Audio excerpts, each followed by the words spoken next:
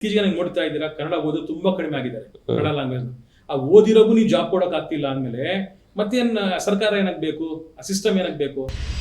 ಸಾಬ್ರು ನನ್ನ ಮಕ್ಕಳು ಸರಿ ಇಲ್ಲ, ಯಶವಂತಪುರ ಸಾಬ್ರು ಕೊಳಕ್ ನನ್ನ ಮಕ್ಕಳು ಇವೆಲ್ಲ ವ್ಯಾಪಾರಕ್ಕಷ್ಟೇ ಸೀಮಿತ, ನೀನ್ ಸೆಲೆಕ್ಟ್ ಆಗಿ ಟ್ಯೂಬ್ ರಿಸರ್ವೇಶನ್ ಆಗಿ ಬರ್ತು, ನಿನ್ ಟ್ಯಾಲೆಂಟ್ ನಿಂದಲ್ಲ ಅಂತ ತುಂಬಾ ಸತಿ ಹೇಳಿರ್ತಾರೆ.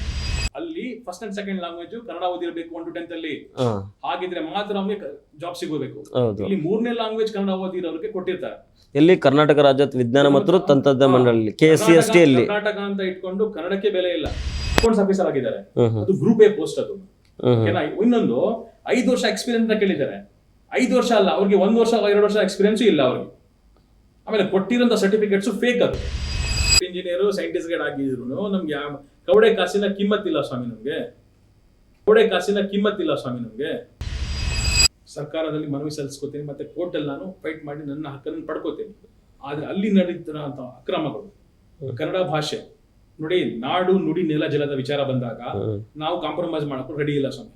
ಯಾಕಂದ್ರೆ ಕನ್ನಡ ಇತ್ತೀಚೆಗೆ ನೀವು ನೋಡ್ತಾ ಇದ್ದೀರಾ, ಕನ್ನಡ ಓದೋದು ತುಂಬಾ ಕಡಿಮೆ ಆಗಿದ್ದಾರೆ. ಕನ್ನಡ ಲ್ಯಾಂಗ್ವೇಜ್ ಆ ಓದಿರೋಗೂ ನೀವು ಜಾಬ್ ಕೊಡಕ್ ಆಗ್ತಿಲ್ಲ ಅಂದ್ಮೇಲೆ ಮತ್ತೇನ್ ಸರ್ಕಾರ ಏನಕ್ ಬೇಕು, ಆ ಸಿಸ್ಟಮ್ ಏನಕ್ ಬೇಕು?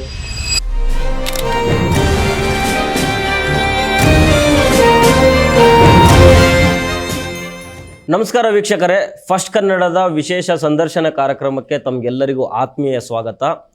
ಇವತ್ತು ನಮ್ಮ ಸ್ಟುಡಿಯೋದಲ್ಲಿ ಒಬ್ಬರು ವ್ಯಕ್ತಿ ಅತಿಥಿಯಾಗಿದ್ದಾರೆ. ಅವರು ಕರ್ನಾಟಕ ರಾಜ್ಯ ವಿಜ್ಞಾನ ಮತ್ತು ತಂತ್ರಜ್ಞಾನ ಮಂಡಳಿಯಲ್ಲಿ ಪ್ರಾಜೆಕ್ಟ್ ಇಂಜಿನಿಯರಿಂಗ್ ಆಗಿದ್ದಾರೆ. ಅಂದರೆ ಪ್ರಾಜೆಕ್ಟ್ ಇಂಜಿನಿಯರ್ ಅಂದರೆ ಅದು ಈಕ್ವಲೆಂಟ್ ಟು ಸೈಂಟಿಸ್ಟ್ ಅಂತ.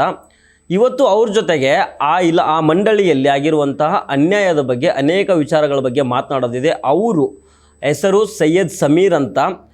ಕರ್ನಾಟಕ ರಾಜ್ಯ ವಿಜ್ಞಾನ ಮತ್ತು ತಂತ್ರಜ್ಞಾನ ಮಂಡಳಿಯಲ್ಲಿ ಪ್ರಾಜೆಕ್ಟ್ ಇಂಜಿನಿಯರ್ ಆಗಿದ್ದರು. 2021ರಲ್ಲೇ ಅವರು ಅಲ್ಲಿಗೆ ಜಾಯ್ನ್ ಆಗಿದ್ದರು. ಅದಾದಮೇಲೆ ನಿರಂತರವಾಗಿ ಆ ಮಂಡಳಿಯಲ್ಲಿ ಕಿರುಕುಳವನ್ನು ಅನುಭವಿಸ್ತಾ ಬಂದರು. ಕಾರಣ ಏನು ಅಂತಂದರೆ, ಅವರು ಅಲ್ಲಿನ ಭ್ರಷ್ಟಾಚಾರವನ್ನು, ಅಕ್ರಮವನ್ನು ಪ್ರಶ್ನೆ ಮಾಡಿದ್ದು ಒಂದು ಕಡೆ ಆದರೆ, ಇನ್ನೊಂದು ಅವರು ಮೈನಾರಿಟಿ ಅನ್ನೋ ಕಾರಣಕ್ಕೂ ಅಲ್ಲಿ ತುಂಬ ಅನ್ಯಾಯವನ್ನು ಅನುಭವಿಸ್ತಾ ಬಂದಿದ್ದಾರೆ. ಈ ಬಗ್ಗೆ ಸೈಯದ್ ಸಮೀರ್ ಅವ್ರ ಜೊತೆಗೇ ಸವಿಸ್ತೃತವಾಗಿ ಮಾತಾಡ್ತಾ ಹೋಗೋಣ. ಸಮೀರ್ ಅವರೇ, ತಮ್ಮ ಕಾರ್ಯಕ್ರಮಕ್ಕೆ ಸ್ವಾಗತ. ಹೇಗೆ ನಿಮಗೆ ಅಲ್ಲಿ ಕಿರುಕುಳ ಶುರುವಾಯಿತು, ಕಾರಣ ಏನು ಮತ್ತು ಯಾವಾಗಾಯಿತು? ಸೊ ಬೇಸಿಕಲಿ ನಾನು ಜಾಯ್ನ್ ಆಗಿದ್ದು 2020 ಅಕ್ಟೋಬರ್ ತಿಂಗಳ ಒಂದು ನೋಟಿಫಿಕೇಶನ್, ಅಧಿಸೂಚನೆ ಅಂತ ಬರುತ್ತೆ. So 5 project engineer post, 1 accounts officer post, 2 FD and 2 SDA post ಬರುತ್ತೆ. ಟೋಟಲ್ 10 ಪೋಸ್ಟ್ಗೆ. ಆ ಒಂದು ಅಧಿಸೂಚನೆಯ ಪ್ರಕಾರ ನಾನು ಇಂಟರ್ವ್ಯೂಗೆ ಶಾರ್ಟ್ ಲಿಸ್ಟ್ ಆಗ್ತೀನಿ. ಶಾರ್ಟ್ ಲಿಸ್ಟ್ ಆದ ನಂತರ ನಮಗೆ ಇಂಟರ್ವ್ಯೂ ಆಗುತ್ತೆ. ನಂತರ ಸೆಲೆಕ್ಷನ್ ಕೂಡ ಆಗಿರ್ತೀನಿ. ನಾನು ಜನವರಿ 21, 2021ರಲ್ಲಿ ಯೋಜನಾ ಅಭಿಯಂತರ ಅಂದರೆ project engineer equivalent to scientist grade, so ಆ ಪೊಸಿಷನ್ಗೆ ಸೇರಿರ್ತೀನಿ. ಸೊ ಅಲ್ಲಿ ನಾನು ಸೇರಿದಾಗ ಸ್ಟಾರ್ಟಿಂಗಿಂದನೂ, ನಾನು ಸೇವೆಗೆ ಸೇರಿದಾಗಿಂದನೂ ಫಸ್ಟ್ ಡೇ ಇಂದ ನನಗೆ ಅದು ಗೊತ್ತಾಯಿತು. ಇವರು ಒಬ್ಬ ಮಿಸ್ಟರ್ ಹೇಮಂತ್ ಕುಮಾರ್ ಅಂತ ಇದ್ರು, ಸೈಂಟಿಫಿಕ್ ಆಫೀಸರ್ ಅವರು, ಮತ್ತೆ ಇನ್ಚಾರ್ಜ್ ಎಕ್ಸಿಕ್ಯೂಟಿವ್ ಸೆಕ್ರೆಟರಿ ಆಗಿದ್ರು, ಕಾರ್ಯನಿರ್ವಾಹಕ ಕಾರ್ಯದರ್ಶಿಗಳು ಇನ್ಚಾರ್ಜ್. ಸೊ ಅವರು ನಮ್ಮನ್ನು ಮಾತಾಡ್ತಾ ರೀತಿ, ಮಾಡ್ತಾರ ರೀತಿ, ಟ್ರೀಟ್ ಮಾಡ್ತಾರ ರೀತಿ, ನೋಡ್ತಾ ರೀತಿನೇ ಸರಿ ಇದೆ. ಅಂದ್ರೆ ಒಂದು ಡಿಸ್ಕ್ರಿಮಿನೇಷನ್, ಸಾಬ್ರು ಏನೋ ಅಂತ. ನೀವು ಮುಸ್ಲಿಂ ಆಗಿದೆ, ಅಲ್ಲಿ ತಪ್ಪಾಗಿದೆ. ನನ್ನ ಹೆಸರು, ನಾನು ಮುಸ್ಲಿಮು ಅಂತಕ್ಕಂಥ. ಆಮೇಲೆ ಅವ್ರು ಎಕ್ಸಾಂಪಲ್ ಕೊಡ್ತಿದ್ರು, ಮಾತಾಡ್ತಾರೆ ಯಶವಂತಪುರ ಸಾಬ್ರುಗಳು, ಕೊಳಕ್ ನನ್ನ ಮಕ್ಕಳು, ಗುಜರಿ, ಅದು ಇದು ಅಂತ ಕೊಡ್ತಿದ್ರು ಎಕ್ಸಾಂಪಲ್. ಯಾಕೆ ಅವ್ರ ಮನಸ್ಸಲ್ಲಿ ಏನಿತ್ತು ಗೊತ್ತಿಲ್ಲ, ಅವ್ರ ಮನಸ್ಥಿತಿ ಏನಂತ ನನ್ಗೆ ಗೊತ್ತಿಲ್ಲ. ಅದು ಏನಕ್ಕೆ ಗುಜರಿ ವ್ಯಾಪಾರ, ಯಶವಂತಪುರ, ಕೊಳಕ್ ನನ್ನ ಮಕ್ಕಳು, ಟ್ಯೂಬ್ ರಿಸರ್ವೇಶನ್ ಸೆಲೆಕ್ಟ್ ಆಗಿದೆಯಾ ಅಂತಕ್ಕಂಥದ್ದು ಹಲವು ಬಾರಿ ನಮ್ಗೆ ಹೇಳಿದ್ದಾರೆ. ಸೊ ನಾನು ಅದನ್ನ ಒಂದು ನೋಟಿಸ್ಗೆ ರಿಪ್ಲೈ ಕೊಡ್ಬೇಕಾದ್ರೆ ಅದನ್ನ ಸ್ಟೇಟ್ ಮಾಡಿ ಕೂಡ ನಾನು ರಿಪ್ಲೈಗೆ ಹಾಕಿದ್ದೀನಿ. ಅಂದ್ರೆ ಏನಂತ ಹಾಕಿದ್ದೀನಿ, ಸಾಬ್ರು ನನ್ನ ಮಕ್ಕಳು ಸರಿ ಇಲ್ಲ, ಯಶವಂತಪುರ ಸಾಬ್ರು, ಕೊಳಕ್ ನನ್ನ ಮಕ್ಕಳು ಇವೆಲ್ಲ ವ್ಯಾಪಾರಕ್ಕಷ್ಟೇ ಸೀಮಿತ, ನೀನ್ ಸೆಲೆಕ್ಟ್ ಆಗಿ ಟ್ಯೂಬ್ ರಿಸರ್ವೇಶನ್ ಆಗಿ ಬರ್ತು, ನಿನ್ ಟ್ಯಾಲೆಂಟ್ ನಿಂದಲ್ಲ ಅಂತ ತುಂಬಾ ಸತಿ ಹೇಳಿರ್ತಾನೆ. ಸೊ ಅದನ್ನ ನಾನು ನನ್ಗೆ ಯಾವ್ದೊಂದು ನೋಟಿಸ್ ಕೊಟ್ಟಾಗ ಅದನ್ನ ರಿಪ್ಲೈ ಮಾಡಿ ಕೂಡ ಕೊಟ್ಟಿರ್ತೇನೆ. ಅದರಲ್ಲಿ ರಿಪ್ಲೈ ಇದ್ಮೇಲೆ ಅದನ್ನ ನೋಡ್ಕೊಂಡು ಅವ್ರಿಗೆ ನೋಟಿಸ್ ಇಶ್ಯೂ ಮಾಡಿ ಅದು ಉತ್ತರ ಕೇಳ್ಕೋಬೇಕು ಅಂತ ಒಂದು ಮನಸ್ಥಿತಿ ಕೂಡ ನಮ್ಮ ಕಾರ್ಯದರ್ಶಿ ಆದಂತ ಅಶೋಕ್ ಎಂ ರಾಯಚೂರ್ಗೆ ಇರಲಿಲ್ಲ.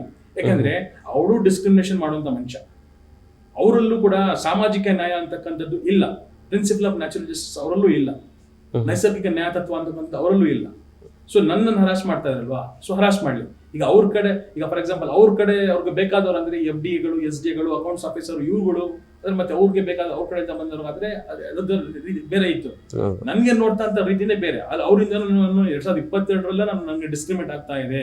ಅಂತಕ್ಕಂಥದ್ದು ಇಮೇಲ್ ಕಳಿಸಿದಾಗ ಅದಕ್ಕೆ ಒಂದು ರಿಪ್ಲೈ ಆಗ್ಲಿ ಅದೊಂದು ಕರೆದು ಮಾತಾಡ್ಸೋದಾಗ್ಲಿ ಏನೂ ಆಗಿಲ್ಲ. ಬಿಫೋರ್ ಪ್ರೊಬೇಷನರಿ ಡಿಕ್ಲೇರ್ ಆಗೋಕ್ಕಿಂತ ಮುಂಚೆನೆ 2022 ನಂತರನೂ ಕೂಡ ನನಗೆ ಪ್ರೊಬೇಷನ್ ಡಿಕ್ಲೇರ್ ಆದ್ಮೇಲೆ ಕೂಡ ಕಂಟಿನ್ಯೂಸ್ ಆಗಿ FDA ಗಳಿಂದ ನೋಡಿ FDSJಗಳು ಯಾವ ಮಟ್ಟಕ್ಕಿದ್ದಾರೆ ಅಂದ್ರೆ ಅಲ್ಲಿ ಇಮೇಲ್ ಮಾಡ್ಬೇಕಾದ್ರೆ ಹಾಯ್ ಅಂತ ಮಾಡ್ತಾರೆ, ಡಿಯರ್ ಡಾಕ್ಟರ್ ಸೈಯದ್ ಸಮೀರ್ ಅಂತ ಮಾಡ್ತಾರೆ, ಒಂದು ರೆಸ್ಪೆಕ್ಟೆಡ್ ಸರ್ ಅಥವಾ ಡಿಯರ್ ಸರ್ ಅಂತ ಸರ್ ಅಂತ ಹೇಳುವಂತ ಮನಸ್ಥಿತಿ ಇಲ್ಲ. ಯಾಕಂದ್ರೆ ನೀವು ಪ್ರಾಜೆಕ್ಟ್ ಇಂಜಿನಿಯರ್ PhD ಹೋಲ್ಡರ್ ಮತ್ತೆ ಸೈಂಟಿಸ್ಟ್ ಗ್ರೇಡ್ ನಾವು ಈಕ್ವಲೆಂಟ್ ಸೈಂಟಿಸ್ಟ್ ಗ್ರೇಡ್ ಬರ್ತೀವಿ ನಾವು ಸೇರಿರೋದು MTech ವಿತ್ 5 ಎಕ್ಸ್ಪೀರಿಯನ್ಸ್ ಮೇಲೆ. ಅದು ಬೇಸಿಕ್ ಕ್ವಾಲಿಫಿಕೇಶನ್ ನಮ್ಗೆ.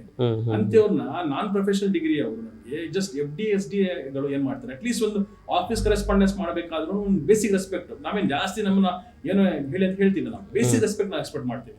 ಸರ್ ಅಂತ ಅದು ಕೂಡ ಅಫಿಷಿಯಲ್ ಕಮ್ಯುನಿಕೇಶನ್ ನೀವು ಯೂಸ್ ಮಾಡಲ್ಲ. ಆಮೇಲೆ ಅದು ಅಂದ್ರೆ ಇದು ಮುಸ್ಲಿಂ ಅನ್ನೋ ಕಾರಣಕ್ಕೆ ಅಲ್ಲ ಸರ್. ಈಗ ಅಂದ್ರೆ ಮುಸ್ಲಿಂ ಅನ್ನೋ ಕಾರಣಕ್ಕೆ ನನ್ಗಾದ್ರೆ ಇನ್ನು ಬೇರೆಯವರು ಕೂಡ ಅವರು FDSDಗಳ ಮನಸ್ಥಿತಿ ಸರಿ ಇಲ್ಲ. ಯಾಕಂದ್ರೆ ಕಾರ್ಯದರ್ಶಿಗಳು ಅವ್ರು ತುಂಬಾ ಫೇವರ್ ಮಾಡ್ತಾರೆ FDSDಗಳಿಗೆ ಮತ್ತೆ ಅಕೌಂಟ್ಸ್ ಆಫೀಸರ್ಗೆ. ಅಶೋಕ್ ಎಂ ರಾಯಚೂರು ಅಂತ ಯಾರಿದ್ದಾರೋ ಅವರು ತುಂಬಾ ಫೇವರ್ ಮಾಡ್ತಿದ್ರು ಅವ್ರನ್ನ. ಏನಕ್ಕಂದ್ರೆ ಈ ಚೈತ್ರ ಅಂತಕ್ಕಂಥವ್ರು ಇಲ್ಲಿ Karnataka state council for science and technology ಅಂದ್ರೆ KCST ಗೆ ಸೇರ್ಕೊಳ್ಳೋದನ್ನ ಮುಂಚೆ ಅವ್ರ ಅಂಡರಲ್ಲಿ IAS ಒಳಗೆ ಕಾಂಟ್ರಾಕ್ಟ್ ಪೊಸಿಷನ್ 6 ವರ್ಷ ಕೆಲಸ ಮಾಡಿದ್ದಾರೆ. ಸೊ ಮತ್ತೆ ಅಲ್ಲಿ ಕೆಲಸ ಮಾಡಿರೋ ನಾವು ಕಾರಣಕ್ಕೇನೆ ಇವ್ರು ಇಂಟರ್ವ್ಯೂ ಬಾಯ್ ಬಿಡದೆ ಇದ್ರು ನನ್ಗೆ ಹೇಳಿರೋ ಪ್ರಕಾರ ಇಂಟರ್ವ್ಯೂ ಬಾಯ್ನೇ ಬಿಟ್ಟಿಲ್ಲ ಅಂತ ಆದ್ರೂ ಸೆಲೆಕ್ಟ್ ಆಗಿದ್ದಾರೆ. ಇಲ್ಲಿ ಸೆಲೆಕ್ಟ್ ಆದ್ರೂ ಇವ್ರು ನೆಕ್ಸ್ಟ್ ಅವ್ರಿಗೆ ಫೇವರ್, ಮತ್ತೆ ಇವ್ರು ಏನೇ ಮಾಡಿದ್ರು ಅವ್ರಿಗೆ ಫೇವರ್. ಅಂದ್ರೆ ಚೈತ್ರ ಅವ್ರು ಏನಾಗಿದ್ದಾರೆ KCST ಅಲ್ಲಿ ಒಂದು SD ಆಗಿದ್ದಾರೆ, ಸೆಕೆಂಡ್ ಡಿವಿಷನ್ ಅಸಿಸ್ಟೆಂಟ್ ಆಗಿದ್ದಾರೆ.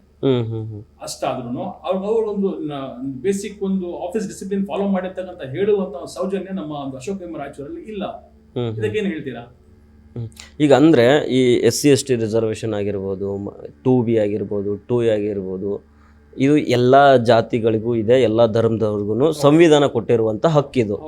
ಅಂದ್ರೆ ಈ ಅಶೋಕ್ ಎಂ ರಾಯಚೂರ್ ಅನ್ನೋರು ಅಲ್ಲಿ ಸೆಕ್ರೆಟರಿ, ಹೇಮಂತ್ ಕುಮಾರ್ ಅನ್ನೋರು 3 ವರ್ಷ ಟರ್ಮ್ 3 ವರ್ಷ ಇರುತ್ತೆ. ಅದು ಗೌರವಾನ್ವಿತ ಹುದ್ದೆ. IASC ಡೈರೆಕ್ಟರ್ ಅದನ್ನ ರೆಕಮೆಂಡ್ ಮಾಡಿ ಚೀಫ್ ಮಿನಿಸ್ಟರ್ ಆಫೀಸ್ ಕಳಿಸ್ತಾರೆ. ಚೀಫ್ ಮಿನಿಸ್ಟರ್ ಆಫೀಸ್ ಇಂದ ಅದು ನಾಮನಿರ್ದೇಶನ ಆಗುತ್ತೆ 3 ವರ್ಷಕ್ಕೆ. ಅವ್ರು ಆಲ್ರೆಡಿ ಎರಡು ಟರ್ಮ್ ಮಾಡಿದ್ದಾರೆ, 6 ವರ್ಷ ಮಾಡ್ಬಿಟ್ಟಿದ್ದಾರೆ. ಮತ್ತೆ 3ನೇ ಟರ್ಮ್ ಅವ್ರಿಗೆ ರೆಕಮೆಂಡ್ ಮಾಡಿ ಕಳಿಸಿ ಮತ್ತೆ ಆಗಿಲ್ಲ ಗೊತ್ತಿಲ್ಲ, ನಾವು ಡಾಕ್ಯುಮೆಂಟ್ ಅಪ್ಲೈ ಮಾಡಿದ್ವಿ, ಅವ್ರ RTIಗಳು ಸರಿಯಾಗಿ ಉತ್ತರ ಕೊಡ್ತಾ ಇಲ್ಲ. ನೋಡುವ ಅದು ಮುಂದೆ ಏನಾಗುತ್ತೆ. 3ನೇ ಟೈಮ್ ರೆಕಮೆಂಡ್ ಮಾಡಿ ಕಳಿಸಿದ್ರೆ ಅವ್ರ ಮೇಲೆ ತುಂಬಾ ಕಂಪ್ಲೇಂಟ್ಸ್ ಗಳು ಕೊಟ್ಟಿದ್ರು ಅಂತಂದ್ರೆ ಸೊ ಇದನ್ನೆಲ್ಲ ಮುಚ್ಚಾಕಿ ಅವ್ನು ಮಾಡಿದ್ದಾನೆ ಅವನೇ ಮುಚ್ಚಾಕ್ಲಿ ಅನ್ನೋ ಮನಸ್ಥಿತಿ IASC ಡೈರೆಕ್ಟರ್ ಅಲ್ಲೂ ಇರ್ಬೋದು. ಅಲ್ಲ, ಈಗ ನನ್ನ ಪ್ರಶ್ನೆ ಏನಂತಂದ್ರೆ ಈಗೆಲ್ಲ ಈ ಸಂವಿಧಾನ ಕೊಟ್ಟಿರುವಂತ ಹಕ್ಕು ಅದು ನಮಗೆ. SC/ST ರಿಸರ್ವೇಶನ್ ಆಗಿರ್ಬೋದು, 2B ಆಗಿರ್ಬೋದು, ಇನ್ನೊಂದೇನೋ. ಇವರು ಒಬ್ರು ಯಾರು ಸೆಕ್ರೆಟ್ರಿ, ಯಾರು ಅಶೋಕ್ ಎಂ ರಾಯಚೂರ್ ಅಂತ, ಇನ್ನೊಬ್ರು ಎಕ್ಸಿಕ್ಯೂಟಿವ್ ಸೆಕ್ರೆಟರಿ ಹೇಮಂತ್ ಕುಮಾರ್ ಅಂತ. ಇವರೆಲ್ಲ ಸಾಂವಿಧಾನಿಕ ಹುದ್ದೆಯಲ್ಲಿದ್ದಾರೆ, ಸರ್ಕಾರಿ ಅಧಿಕಾರಿಗಳು ಇವರೆಲ್ಲ. ಅವರ ಸರ್ಕಾರಿ ಕೆಲಸನೇ ಅದೆಲ್ಲ, ಸರ್ಕಾರಿ ಹುದ್ದೆ ಸಾಂವಿಧಾನಿಕ ಹುದ್ದೆಯಲ್ಲಿ ಇದ್ಕೊಂಡು ಇವರು ಮೀಸಲಾತಿಯನ್ನ ರಿಸರ್ವೇಶನ್ ಅನ್ನ ಅವಹೇಳನ ಮಾಡ್ತಾ ಇದ್ರು. 2B ಅಲ್ಲಿ ಬಂದಿದ್ದೀರಿ ಅಂತ. ಫಸ್ಟ್ ಆಫ್ ಆಲ್ 2B ಇರೋರು ಮುಸ್ಲಿಮ್ಸ್ ಅಲ್ಲಿ ಯಾರು ಇಲ್ಲ. 2B ಅದು ಕೂಡ ಸಂಸ್ಥೆ ಸ್ಟಾರ್ಟ್ ಆಗಿ ಆಲ್ಮೋಸ್ಟ್ 50 ವರ್ಷ ಆಗಿದೆ. ನಮ್ಮ ರಿಕ್ರೂಟ್ಮೆಂಟ್ 2020 ಅಲ್ಲಿ ಫಸ್ಟ್ ರಿಕ್ರೂಟ್ಮೆಂಟ್ ಮಾಡಿದ್ರು ರೆಗ್ಯುಲರ್ ಪೊಸಿಷನ್ಸ್. ಆ ಫಸ್ಟ್ ರಿಕ್ರೂಟ್ಮೆಂಟ್ ಅಲ್ಲಿ ನಾನು ಒಬ್ಬ ಜಾಯ್ನ್ ಆಗಿರ್ತೀನಿ ಮುಸ್ಲಿಂ ಆಗಿ, ಒಂದು ಪೊಸಿಷನ್. ಒಬ್ಬನ್ನು ಕೂಡ ಇವರು ಸರಿಯಾಗಿ ಟ್ರೀಟ್ ಮಾಡಲ್ಲ, ಅದೊಬ್ಬನ್ನು ಕೂಡ ಸಹಿಸಿಕೊಳ್ಳೋ ಮನಸ್ಥಿತಿ ಅವರಲ್ಲಿ ಇಲ್ಲ. ಸರ್, ಈಗ ನನಗೆ ಒಂದೇನು ಕೇಳ್ಪಟ್ಟೆ ಅಂತಂದ್ರೆ ನಿಮ್ಮನ್ನ ಅಲ್ಲಿಂದ ಟರ್ಮಿನೇಟ್ ಮಾಡಿದ್ದಾರೆ ಅಂತ, ಕೆಲಸದಿಂದ ಸರ್ವಿಸಿಂದಾನೇ ನಿಮ್ಗೆ ಟರ್ಮಿನೇಟ್ ಮಾಡಿಬಿಟ್ಟಿದ್ರು. ನೀವು ಸರ್ಕಾರಿ ಕೆಲಸದಲ್ಲಿ ಇದ್ರಿ, ಸರ್ಕಾರಿ ಹುದ್ದೆಯಲ್ಲಿ ಇದ್ರಿ, ನಿಮ್ಮ ನನಗೆ ಎಕ್ದಮ್ ಟರ್ಮಿನೇಟ್ ಮಾಡಿದ್ರು ಅಂತ ನಾನು ಕೇಳ್ಪಟ್ಟೆ. ಈಗ ನನ್ನ ಪ್ರಶ್ನೆ ಏನು ಅಂತಂದರೆ, ನನಗೊಂದು ಡೌಟ್ ಇದೆ. ನೀವು ಬರೀ ಮುಸ್ಲಿಂ ಅನ್ನೋ ಕಾರಣಕ್ಕೇ ಅವ್ರು ನಿಮ್ಮನ್ನು ಟಾರ್ಗೆಟ್ ಮಾಡಿದ್ದಾರೆ ಅಂತಂದರೆ ನನಗೆ ಅದನ್ನು ಒಪ್ಕೊಳ್ಳೋದಕ್ಕೆ ಆಗ್ತಾ ಇಲ್ಲ. ಒಂದು ಸರ್ಕೋದ್ಯಲ್ದಂತ ಇದರಿಂದ ಏನಾದರೂ ಘಟನೆಗಳು ನಡೆದಿದ್ವಾ ನಿಮ್ಮ ಜೊತೆಗೆ? ಈಗ ನೀವು ಜಾಯಿನ್ ಆಗಿದ್ದು ಯಾವಾಗ 2020 ಅಂತ, ನಿಮ್ಮ ಪ್ರೊಬೇಷನರಿ ಪೀರಿಯಡ್ ಡಿಕ್ಲೇರ್ ಆಗಿದ್ದು ಯಾವಾಗ? ಮಾರ್ಚ್ 10, 2023. 23ವರೆಗೂ ನಿಮಗೂ ಅವ್ರಿಗೂ ಏನೋ ಕ್ಲಾಸಸ್ ಇರಲಿಲ್ಲ ಅಲ್ಲಿ. ಕ್ಲಾಸಸ್ ಅಂದ್ರೆ ನಾನು ರಿಕ್ವೆಸ್ಟ್ ಕೇಳ್ತಿದ್ದೆ, ನನ್ನ ರಿಕ್ವೆಸ್ಟ್ ಯಾವ್ದು ರೆಸ್ಪಾಂಡ್ ಇಲ್ಲ. ಮತ್ತೆ ಪ್ರಾಜೆಕ್ಟ್ ಪ್ರಪೋಸಲ್ ಸಬ್ಮಿಷನ್ ಮಾಡಕ್ ಬಿಡ್ತಿರ್ಲಿಲ್ಲ. ಆಮೇಲೆ ಯಾವುದೇ ಸಮಸ್ಯೆ ಪರಿಹಾರ ಸಿಗ್ತಾನಿಲ್ಲ. ಅವ್ರ ಆಫೀಸ್ ಆರ್ಡರ್ ಕೊಡ್ತಿರ್ತಾರೆ, ನಮ್ಗೆ ನಡ್ಸ್ಕೊಂಡಿಲ್ಲ. ಅಷ್ಟೆಲ್ಲ ತುಂಬಾ ಕಂಟಿನ್ಯೂಸ್ ಹರಾಸ್ಮೆಂಟ್ ಆಗಿದೆ ಅವ್ರಿಗೆ. ಅಲ್ಲ, ಈ ಕೆಲಸದಿಂದ ವಜಾ ಮಾಡಿದ್ದಾರೆ ಅಂತಂದ್ರೆ ಅದಕ್ಕೆ ಬರೀ ನೀವು ಮುಸ್ಲಿಂ ಅನ್ನೋ ಕಾರಣಕ್ಕೆ ಮಾಡಿದ್ರಾ ಅಥವಾ ನಿಮ್ಮಿಂದ ಬೇರೆ ಏನಾದ್ರು ತಪ್ಪುಗಳಾಗಿತ್ತಾ? ಅವರ ಪ್ರಕಾರ ಮುಸ್ಲಿಂ ಅನ್ನೋ ಕಾರಣಕ್ಕೆ ಎಲ್ಲೋ ಅದು ಹಾಕಲ್ಲ ಅವರು. ಅಲ್ಲಿ ಹೆಂಗ್ ಹಾಕಿ ಬರುತ್ತೆ ಅದು? ಅಂದ್ರೆ ಬೇರೆ ಏನಿತ್ತು ವಿಷಯ? ಬೇರೆ ಕಾರಣ ಏನಂದ್ರೆ, ನಾನು ಕಂಟಿನ್ಯೂ ಪ್ರೊಫೆಷನ್ ಡಿಕ್ಲೇರ್ ಆದ್ಮೇಲೆ ನಾನು ಸೈಲೆಂಟ್ ಆಗಿ 2020 ಇಮೇಲ್ ಹಾಕಿ ಕೇಳಿದ್ದೆ. ಆಮೇಲೆ ನನ್ನ ಹಕ್ಕುಗಳನ್ನ ನಾನು ಕೇಳಿದ್ದೆ. ಫಾರ್ ಎಕ್ಸಾಂಪಲ್, ನಾನು KCST ರೀಜನಲ್ ಸೆಂಟರ್ ಕೋಆರ್ಡಿನೇಟರ್ ಆಗಿದ್ದೆ. ಎಲ್ಲಿ? ಕಲಬುರಗಿ. ಓಕೆ. ಅದ್ರ ಪ್ರಕಾರ ಒಂದು ಪ್ರಾಜೆಕ್ಟ್ ಅಸೋಸಿಯೇಟ್ ಹುದ್ದೆ ಖಾಲಿ ಆಯ್ತಲ್ಲಿ. ಆ ಹುದ್ದೆನ ಫಿಲ್ ಮಾಡ್ಕೊಡಿ ಅಂತ ನಾನು ಟಿಪ್ಪಣಿ ನನ್ನ ನೋಟ್ ಕೊಡ್ತೀನಿ. ಆಮೇಲೆ ನೋಟಿಫಿಕೇಶನ್ ನಾನು ರೆಡಿ ಮಾಡ್ಕೊಡ್ತೀನಿ. ಅದ್ರ ಪ್ರಕಾರ ನೋಟಿಫಿಕೇಶನ್ ಬಿಡ್ತಾರೆ 2024 ಜುಲೈ ತಿಂಗಳಲ್ಲಿ. ಆಗಸ್ಟ್ ತಿಂಗಳಲ್ಲಿ ಅವರು ಒಂದು ಶಾರ್ಟ್ ಲಿಸ್ಟ್ ಮಾಡಿ ಅವ್ರು ಇಂಟರ್ವ್ಯೂ ಸೆಟಪ್ ಮಾಡ್ತಾರೆ. ಇಂಟರ್ವ್ಯೂ ಸೆಟಪ್ ಮಾಡಿದ್ಮೇಲೆ ಆ ಪೋಸ್ಟ್ ನನ್ನಲ್ಲಿ ಇರೋದು. ಯಾರು ರಿಕ್ರೂಟ್ ಮಾಡ್ತೀನಿ ಪ್ರೈವೇಟ್ ಅಸೋಸಿಯೇಟ್ ಕೂಡ ಅವ್ರು ನನ್ನಲ್ಲಿ ಕೆಲಸ ಮಾಡ್ತೀನಿ. ಆಮೇಲೆ ನಾನೇ ನೋಟ್ ಕೊಟ್ಟಿರೋದು, ನನ್ನ ನೋಟ್ ಮೇಲೆ ರಿಕ್ರೂಟ್ ಮಾಡ್ತಾರೆ. ಸೊ ಅಲ್ಲಿ ಸೆಲೆಕ್ಷನ್ ಕಮಿಟಿಲೂ ಕೂಡ ಅಲ್ಲಿ ಏನ್ ಮಾಡಿದ್ದಾರೆ, ನನ್ನ ಡ್ರಾಪ್ ಮಾಡ್ಬಿಟ್ಟು ಅಡ್ಮಿನಿಸ್ಟ್ರೇಷನ್ ಮಣಿಕಂಠ ಅಂತಕ್ಕಂಥ ಒಂದು FDA ಇದಾನೆ. ಸೊ ಅವನ್ನ ಇಂಟರ್ವ್ಯೂ ತಗೊಂತಾರೆ. ಅವನು ನಾನ್ ಟೆಕ್ನಿಕಲ್ ಬ್ಯಾಕ್ಗ್ರೌಂಡ್ ಇಂಜಿನಿಯರಿಂಗ್ ಮಾಡಿರುವಂತ ಹುಡುಗನ್ ಏನ್ ಕ್ವಶನ್ ಕೇಳ್ಬೋದು? ಇಂಟರ್ವ್ಯೂ ಇವ್ರು ಮಾಡೋದು. FDA ಅಲ್ಲಿ ನಿಮ್ಮನ್ನ ಪರಿಗಣನೆ ತಗೊಳ್ಳಿಲ್ಲ. ಇಂಟರ್ವ್ಯೂಗೆ ಮಣಿಕಂಠ ಅಂತ FDA ಕೂತಿರ್ತಾನೆ, ಇನ್ನೊಬ್ಬ ಅಕೌಂಟ್ಸ್ ಆಫೀಸರ್ ಹೇಮಾ ಅಂತ ಕೂತಿರ್ತಾರೆ, ಇನ್ನೊಬ್ಬ ಡಿಪ್ಲೊಮಾ ಹೋಲ್ಡರ್ ಜಯರಾಮ್ ಅವ್ರು ಸೀನಿಯರ್ ಪ್ರಾಜೆಕ್ಟ್ ಇಂಜಿನಿಯರ್ ಇರ್ತಾರೆ, ಅವರು ಕೂತಿರ್ತಾರೆ. ಇವರು ಇಂಜಿನಿಯರಿಂಗ್ ಮಾಡುವಂತ ಗ್ರಾಜುಯೇಟ್ಸ್ಗೆ ಮತ್ತೆ ಇನ್ನೊಬ್ರು ಎಕ್ಸಿಕ್ಯೂಟಿವ್ ಸೆಕ್ರೆಟರಿ ಕಾಮನ್ ಆಗಿರ್ತಾರೆ. ಇವ್ರಿಗೆ ಬೇರೆಯವ್ರಿಗೆ ಎಲಿಜಿಬಿಲಿಟಿ ಇಲ್ಲ ಕೂತ್ಕೊಳ್ಳಕ್ಕೆ. ಅಲ್ಲಿ ಮೋರವರು ಅವ್ರು ಕೂತ್ಕೊಂಡು ಕ್ವಶನ್ ಮಾಡ್ತಾರೆ. ಆದ್ರೆ ಮೋರವರು ನಾವು ಒಬ್ಬ ಡಿಗ್ರಿ PhD ಇದ್ದು ಕೋಆರ್ಡಿನೇಟರ್ ಆಗಿದ್ದು ನನ್ನಲ್ಲಿ ಕೆಲಸ ಮಾಡೋದನ್ನಾಗಿದ್ದು ನನ್ಗೆ ಅಲ್ಲಿ ಕೂರಿಸ್ತೆ. ಇದು ಹೆಂಗಾಗಿತ್ತು ಅಂದ್ರೆ, ಹುಡುಗನ್ಗೆ ಮದುವೆ ಮಾಡ್ಬೇಕು ನೀವು, ಆ ಹುಡುಗನ್ಗೆ ಹುಡುಗಿ ತೋರಿಸ್ತೇನೆ ಮದುವೆ ಮಾಡ್ದಂಗೆ. ಇದು ಹೇಗೆ? ಸೊ ಇಲ್ಲೂ ಹಾಗೆ ಆಗಿದೆ. ನನ್ನಲ್ಲಿ ಕೆಲಸ ಮಾಡ್ಬೇಕು, ನಾನು ಇಂಟರ್ವ್ಯೂ ಇರ್ಬೇಕು ವಿನಃ ನನ್ಗೆ ರಿಪೋರ್ಟ್ ಮಾಡ್ಕೊಂಡು ನಾನು ಸೆಲೆಕ್ಟ್ ಮಾಡ್ಬೇಕು, ಅಲ್ಲಿ ಕೂತ್ಕೊಂಡು ನಾನು ಕೂಡ ಕ್ವಶನ್ ಕೇಳಬೇಕು, ನನ್ಗೂ ತೃಪ್ತಿಕರ ಆಗ್ಬೇಕಲ್ಲ. ಅಂದ್ರೆ ನಿಮ್ಮಿಂದ ಪವರ್ ಕಿತ್ಕೊಂಡ್ಬಿಟ್ಟಿದ್ರು. ನನ್ಗೆ ಪವರ್ ಅಂದ್ರೆ ಜಸ್ಟ್ ನನ್ನ ಹಕ್ಕು ನನ್ಗೆ ಏನು ಕೇಳಂಗಿಲ್ಲ. ಹಾಕಿ ದಿಟ್ಟು ತೋರಿಸಿದ ಕೆಲಸ ಅಂತಾರಲ್ಲ, ಆತರ ಹಾಕಿ ದಿಟ್ಟು ತೋರಿಸಿದ ಕೆಲಸ. ಕೂತ್ಕೊಂಡ್ರೆ ಕೂತ್ಕೋಬೇಕು, ಹೇಳಿದ್ರೆ ಹೇಳ್ಬೇಕು, ಆತರ ನನ್ನ ಮಾಡಿಟ್ಟಿದ್ರು. ಸೊ ಅದನ್ನ ಕೇಳಿದ್ರೆ, ನಮ್ಮ ಹಕ್ಕನ್ನ ನಾವು ಕೇಳಿದ್ರೆ, ಸೊ ಇವ್ರಿಗೆ ಇನ್ಡಿಸಿಪ್ಲಿನ್, ಅಶಿಸ್ತು ಅಂತ ಹೇಳ್ತಾರೆ. ಅದೇ ಹೇಗೆ? ನಾನು ಅದನ್ನ ನನಗೆ ಇಮೇಲ್ ಹಾಕಿ ಕೇಳಿದ್ದೇನೆ. ಆಗಸ್ಟ್ 12ನೇ ತಾರೀಕು 2024 ಇಂಟರ್ವ್ಯೂ ನಡ್ತಲ್ಲ, ನಂಗೆ ಏನಕ್ಕೆ ಎಕ್ಸ್ಕ್ಲೂಡ್ ಮಾಡಿದ್ರೆ ಸೆಲೆಕ್ಷನ್ ಕಮಿಟಿಯಿಂದ, ನಂಗೆ ರೈಟಿಂಗ್ ಅಲ್ಲಿ ಉತ್ತರ ಕೊಡಿ ಅಂತ 3 ಕ್ವಶನ್ ಹಾಕಿ ಕೇಳಿದ್ದೀನಿ. ಅದಕ್ಕೆ ಅವಾಗ ಅವ್ರು ಏನು ಹೇಳಿಲ್ಲ, ಆನ್ಸರ್ ಮಾಡಲಿಲ್ಲ, ಅವ್ರಿಗೆ ಅದಕ್ಕೆ ರಿಪ್ಲೈನು ಮಾಡಿಲ್ಲ, ಏನು ಹೇಳಿಲ್ಲ. ಆಮೇಲೆ ಏನ್ ಮಾಡುತ್ತೆ, ಅಟ್ ಸೇಮ್ ಟೈಮ್ ನಾನು ಅಕೌಂಟ್ಸ್ ಆಫೀಸರ್ ಮೇಲೆ ಹೇಮಾ ಅಂಗಡಿ ಅಂತ ಅಕೌಂಟ್ಸ್ ಆಫೀಸರ್ ಇದ್ದಾರೆ. ಅವ್ರು ಯಾವುದೇ ಪ್ರೋಗ್ರಾಮ್ ಮಾಡಿದಾಗ ಮತ್ತೆ ಏನೇ ಮಾಡಿದಾಗ ಅವ್ರು ನಮ್ಗೆ ತುಂಬಾ ಸತಾಯಿಸ್ತಿದ್ರು. ಇವನ್ ಸ್ಯಾಲರಿ ಸ್ಲಿಪ್ ಕೊಡಕ್ಕೂ ನಮ್ಗೆ ಸತಾಯಿಸ್ತಿದ್ರು. ಆತರ ಮನಸ್ಥಿತಿ ಇರೋರು, ಗೊತ್ತಿಲ್ಲ ಅವ್ರು ಏನಕ್ಕೆ ಆತರ ಮಾಡ್ತಿದ್ರು ಅಂತ. ಸೊ ಒಂದು. ಆಮೇಲೆ ಇನ್ನೊಂದು, ನಾನು ನವೆಂಬರ್ 11 2024 ಸೆಕ್ರೆಟರಿ ಮತ್ತೆ ನನಗೆ ಹೇಮಾ ಅಂಗಡಿ ಮೇಲೆ ನಾನು 2-3 ಕಂಪ್ಲೇಂಟ್ ಮಾಡಿರ್ತೇನೆ. ಏನು ವಿಚಾರಕ್ಕೆ? ಸೊ ನಮ್ಗೆ ಆನ್ ಟೈಮ್ ನಮ್ಗೆ ಪ್ರೋಗ್ರಾಮ್ ಫಂಡ್ಸ್ ರಿಲೀಸ್ ಮಾಡ್ತಾ ಇರ್ಲಿಲ್ಲ, ಸ್ಯಾಲರಿ ಸ್ಲಿಪ್ ಕೊಡ್ತಾ ಇರ್ಲಿಲ್ಲ ಅಂತಕ್ಕಂಥದ್ದು. ಆಮೇಲೆ ಎಕ್ಸಿಕ್ಯೂಟಿವ್ ಸೆಕ್ರೆಟರಿ ಹೇಳಿದ್ರು, ಅವ್ರ ಮಾತು ಕೇಳ್ತಾ ಇರ್ಲಿಲ್ಲ. ಅವರು ಕೊಡಿ ಅಂತ ಅವ್ರು ಬೇಗ ಫಂಡ್ಸ್ ರಿಲೀಸ್ ಮಾಡಿ ಅಂತ ಫೋನ್ ಮಾಡಿ ಹೇಳಿದ್ರು ಎಕ್ಸಿಕ್ಯೂಟಿವ್ ಸೆಕ್ರೆಟರಿ ಅವರು, ಅವ್ರ ಮಾತು ಬೆಲೆ ಕೊಡ್ತಾ ಇರ್ಲಿಲ್ಲ. ಸೊ ಅಷ್ಟೆಲ್ಲ ನಾನು ಮೆನ್ಷನ್ ಮಾಡಿ ಇಮೇಲ್ ಮಾಡಿದ್ರು. ಸೊ ಒಂದ್ಸತಿ ಮೀಟಿಂಗ್ ಕರೀತಾರೆ 7ನೇ ತಾರೀಕು ನವೆಂಬರ್ ತಿಂಗಳು 2024. ಅವಾಗ ಮೀಟಿಂಗ್ ಅಲ್ಲಿ ಅವರು ಅಶೋಕ್ ಎಂ ರಾಯಚೂರು ಏನು ಅಡ್ರೆಸ್ ಮಾಡಿರಲ್ಲ, ಸುಮ್ನೆ ನಂಗೆ ಹೊಟ್ಟೋಗ್ತಾರೆ. ಕರ್ದ್ಬಿಟ್ಟು ಏನೋ ಒಂದು ಹೇಳ್ತಾರಲ್ಲ, ಬಂದ ಪುಟ್ಟ ಹೋದ ಪುಟ್ಟ ಅಂತ, ಆತರ ಹೊಟ್ಟೋಗ್ತಾರೆ, ಏನು ಅಡ್ರೆಸ್ ಮಾಡಿರಲ್ಲ. ಮತ್ತೆ ನಂತರ ನವೆಂಬರ್ 11ಗೆ ನನಗೆ ಕರ್ದು ಕೇಳ್ತಾರೆ, ನೀವು ಮೀಟಿಂಗ್ ಅಲ್ಲಿ ನೀವೇನು ಕ್ವಶನ್ ಕೇಳ್ತೀರಾ ಅಂತ. ನನ್ನ ಸಮಸ್ಯೆಗಳಿಗೆ ಪರಿಹಾರ ಸಿಕ್ಕಿಲ್ಲ ಸ್ವಾಮಿ, ನನಗೆ ಪರಿಹಾರ ಕೊಡಿ ಅಂತ ನಾನು ಕೇಳಿದ್ದೀನಿ ವಿನಃ ನಾನು ಕ್ವಶನ್ ಕೇಳಿದ್ದೀನಿ ಅನ್ನೋದಕ್ಕೆ ನಿಮ್ಗೆ ತಪ್ಪು ಅನ್ಸ್ ನಾ ಏನ್ ಮಾಡಕ್ಕಾಗತ್ತೆ ಅದಕ್ಕೆ. ಸೊ ಅಲ್ಲಿ ಕರೆದ್ಬಿಟ್ಟು ನನ್ಗೆ ನಾನು ಹೇಳುವವ್ರಿಗೆ ಕೂರಂಗಿಲ್ಲ, ನಿಂತ್ಕೊಂಡೆ ನನ್ಗೆ ಗೆಟ್ ಔಟ್ ಗೆಟ್ ಲಾಸ್ಟ್. ನಾನು ಇವ್ರ ಮನೆಗೇನು ಹೋಗಿಲ್ಲ. ನಾನು ಯಾರು ಈ ತರ ಮಾತಾಡಿರೋದು ನಿಮ್ಗೆ ಅವಾಚ್ಯವಾಗಿ? ಆತರ ಮಾತಾಡ ಸೆಕ್ರೆಟರಿ ಕಾರ್ಯದರ್ಶಿ ಅವರು ಅಶೋಕ್ ರಾಯಚೂರು. ಯಾವ ಕಾರಣಕ್ಕೆ ನಾನು ಮೀಟಿಂಗ್ ಅಲ್ಲಿ ನನ್ನ ಹಕ್ಕನ್ನ ಕೇಳಿದ್ದೀನಿ. ನನ್ಗೆ ಸರ್ ನನಗೆ ಈ ತರ ನಿಮ್ ಕ್ವಶನ್ಗಳು ಕಂಪ್ಲೇಂಟ್ಗಳು ಕೊಟ್ಟಿದ್ದೀನಿ, ಅದನ್ನ ಅಡ್ರೆಸ್ ಮಾಡಿಲ್ಲ, ನಮ್ಗೆ ಸಮಸ್ಯೆ ಆಗ್ತಾ ಇದೆ ಕಾರ್ಯಕ್ರಮಗಳೆಲ್ಲ ಮಾಡಕ್ಕೆ, ಪ್ರೋಗ್ರಾಮ್ಗಳೆಲ್ಲ ಮಾಡಕ್ಕೆ. ಸೊ ಇಂಪ್ಲಿಮೆಂಟೇಷನ್ ಡಿಲೇ ಆಗ್ತಾ ಅಂತ ಹೇಳಿದ್ದಕ್ಕೆ ಅದನ್ನ ಅಡ್ರೆಸ್ ಮಾಡಕ್ ರೆಡಿ ಇಲ್ಲ ಅವರು. ನಮ್ ಸ್ಯಾಲರಿ ಸ್ಲಿಪ್ ಬಗ್ಗೆ ಹೇಳಕ್ಕೂ ರೆಡಿ ಇಲ್ಲ ಅವರು. ಸೊ ಅದೆಲ್ಲ ಅವ್ರಿಗೆ ಸಮಸ್ಯೆ ಇಲ್ಲ. ಜಸ್ಟ್ ನಾವು ಕ್ವಶನ್ ಮಾಡಿದೀವಿ, ನಮ್ಮ ಹಕ್ಕನ್ನ ಕೇಳ್ತೀವಿ ಅನ್ನೋದಕ್ಕೆ ನಮ್ಗೆ ಕರೆಸ್ಬಿಟ್ಟು ನಾನು ಹೇಳೋರಂಗೆ ಕೂರಂಗಿಲ್ಲ. ಅದಾದ್ಮೇಲೆ ನಾವು ಏನು ಬೇರೆಯವ್ರಿಗೆ ಏನೇನು ಕೇಳ್ತೀರಾ ಅಂದ್ರೆ, ನಮ್ಮ ಹಕ್ಕನ್ನು ನಾವು ಕೇಳೋದು ತಪ್ಪ ಸ್ವಾಮಿ? ಸಂವಿಧಾನ ಎಲ್ಲಿ ಹೇಳಿದೆ ನಮ್ಮ ಹಕ್ಕನ್ನು ನಿಮ್ಮ ಹಕ್ಕನ್ನು ಕೇಳಿ ಪಡೀರಿ ಅಂತ ಹೇಳಿರೋದು ನಮ್ಮ ಸಂವಿಧಾನ. ನಮ್ಮ ಹಕ್ಕನ್ನು ನಾವು ಕೇಳಿದ್ರೆ ಅವ್ರಿಗೆ ಅಶಿಸ್ತು ಅಂತ ಹೇಳಿದ್ರೆ ಹೇಗಾಗತ್ತೆ ಶಿಸ್ತು ಅದು? ಆಮೇಲೆ ನವೆಂಬರ್ 11 ನನಗೆ ಗೆಟ್ ಔಟ್ ಗೆಟ್ ಲಾಸ್ಟ್. ನಾನು ಅವ್ರ ಮನೆಗೆ ಹೋಗಿಲ್ಲ, ನಾನು ಆಫೀಸಲ್ಲಿ ಹೋಗಿದ್ದೀನಿ. ಆಮೇಲೆ ನಿಲ್ಸ್ಕೊಂಡು ಮಾತಾಡ್ತಾರೆ, ನಾನು ಹೇಳೋರಿಗೆ ಕೂರಂಗಿಲ್ಲ, ನಿಂತ್ಕೋಬೇಕು ನೀನು, ಹಂಗೆ ಹಿಂಗೆ ನೀನು ಸಿಂಗುಲರ್ ಆಗಿ ಹೇಳ್ತಾರೆ. ಇದು ಡಿಸ್ಕ್ರಿಮಿನೇಟ್. ಅವ್ರ ಮನಸ್ಥಿತಿ ಚೆನ್ನಾಗಿದ್ದಿದ್ರೆ ಮನೆಗೆ ಕೂತ್ಕೊಳ್ಳಿ ಏನ್ ಸಹ ಹೇಳಿ ಅಂತ ಕೇಳಿ ನನ್ನ ಸಮಸ್ಯೆನ ಬಗೆಹರಿಸಿದ್ರು. ಬಿಕಾಸ್ ಇಸ್ ಆಲ್ರೆಡಿ ಪ್ರಿಜುಡಿಸ್, ಅವ್ರು ಪ್ರಿಜುಡಿಸ್ ಆಗಿದ್ದಾರೆ, ಮೈಂಡ್ ಕರಪ್ಟ್ ಆಗಿದೆ ಅವ್ರದ್ದು, ನಾನು ಡಿಸ್ಕ್ರಿಮಿನೇಷನ್ ಮನಸ್ಥಿತಿ ಇದೆ ಅವರಲ್ಲಿ ಇದ್ದಾಗ ನನಗೆ ಹೇಗೆ ಅವರು ಕೂರಿಸ್ಬಿಟ್ಟು ಸಮಾಧಾನ ಕೇಳಿ ಸಾಧ್ಯ? ಅವರು ನಾನು ಹೇಳೋಕೆ ಕೂರಂಗಿಲ್ಲ. ಆಮೇಲೆ ಯಾವ್ದು ಇದುವರೆಗೆ ಸಮಸ್ಯೆ ಪರಿಹಾರ ನನಗೆ ಕೊಟ್ಟಿಲ್ಲ ಅವರು. ನಾನು ಪ್ರಾಜೆಕ್ಟ್ ಪ್ರಪೋಸಲ್ ಸಬ್ಮಿಷನ್ ಮಾಡಕ್ ಬಿಟ್ಟಿಲ್ಲ. ಆಮೇಲೆ ನನಗೆ ನನ್ನ ಹಕ್ಕನ್ನ ನಾನು ಸಾಲರಿ ಸ್ಲಿಪ್ ಕೇಳಿದ್ರು ಅದಕ್ಕೂ ನನಗೆ ಟಾರ್ಗೆಟ್ ಮಾಡಿದ್ರು ಹ್ಮ್ ಹ್ಮ್ ಅನ್ವಾಂಟೆಡ್ ಆಗಿ ಸುಮ್ನೆ. ಆಮೇಲೆ ಬಿಫೋರ್ ದಟ್ ಇನ್ನೊಂದು ಇನ್ಸಿಡೆಂಟ್ ಅಲ್ಲಿ ಅಲ್ಲೂ ಕೂಡ ಸುಮ್ನೆ ನೋಟಿಸ್ ಕೊಡೋದು, ಏನೇ ಕೇಳಿದ್ರು ಗದರ್ಸೋದು. ತುಂಬಾ ಸತಿ ನನಗೆ ಏಕವಚನದಲ್ಲಿ ಗದರ್ಸಿದ್ದಾರೆ, ಅಳಿಸಿದ್ದಾರೆ, ನನಗೆ ಕ್ಯಾಬಿನ್ ಅಲ್ಲಿ ಕೂರ್ಸೋ ಅಳಿಸಿದ್ದಾರೆ ಸ್ವಾಮಿ.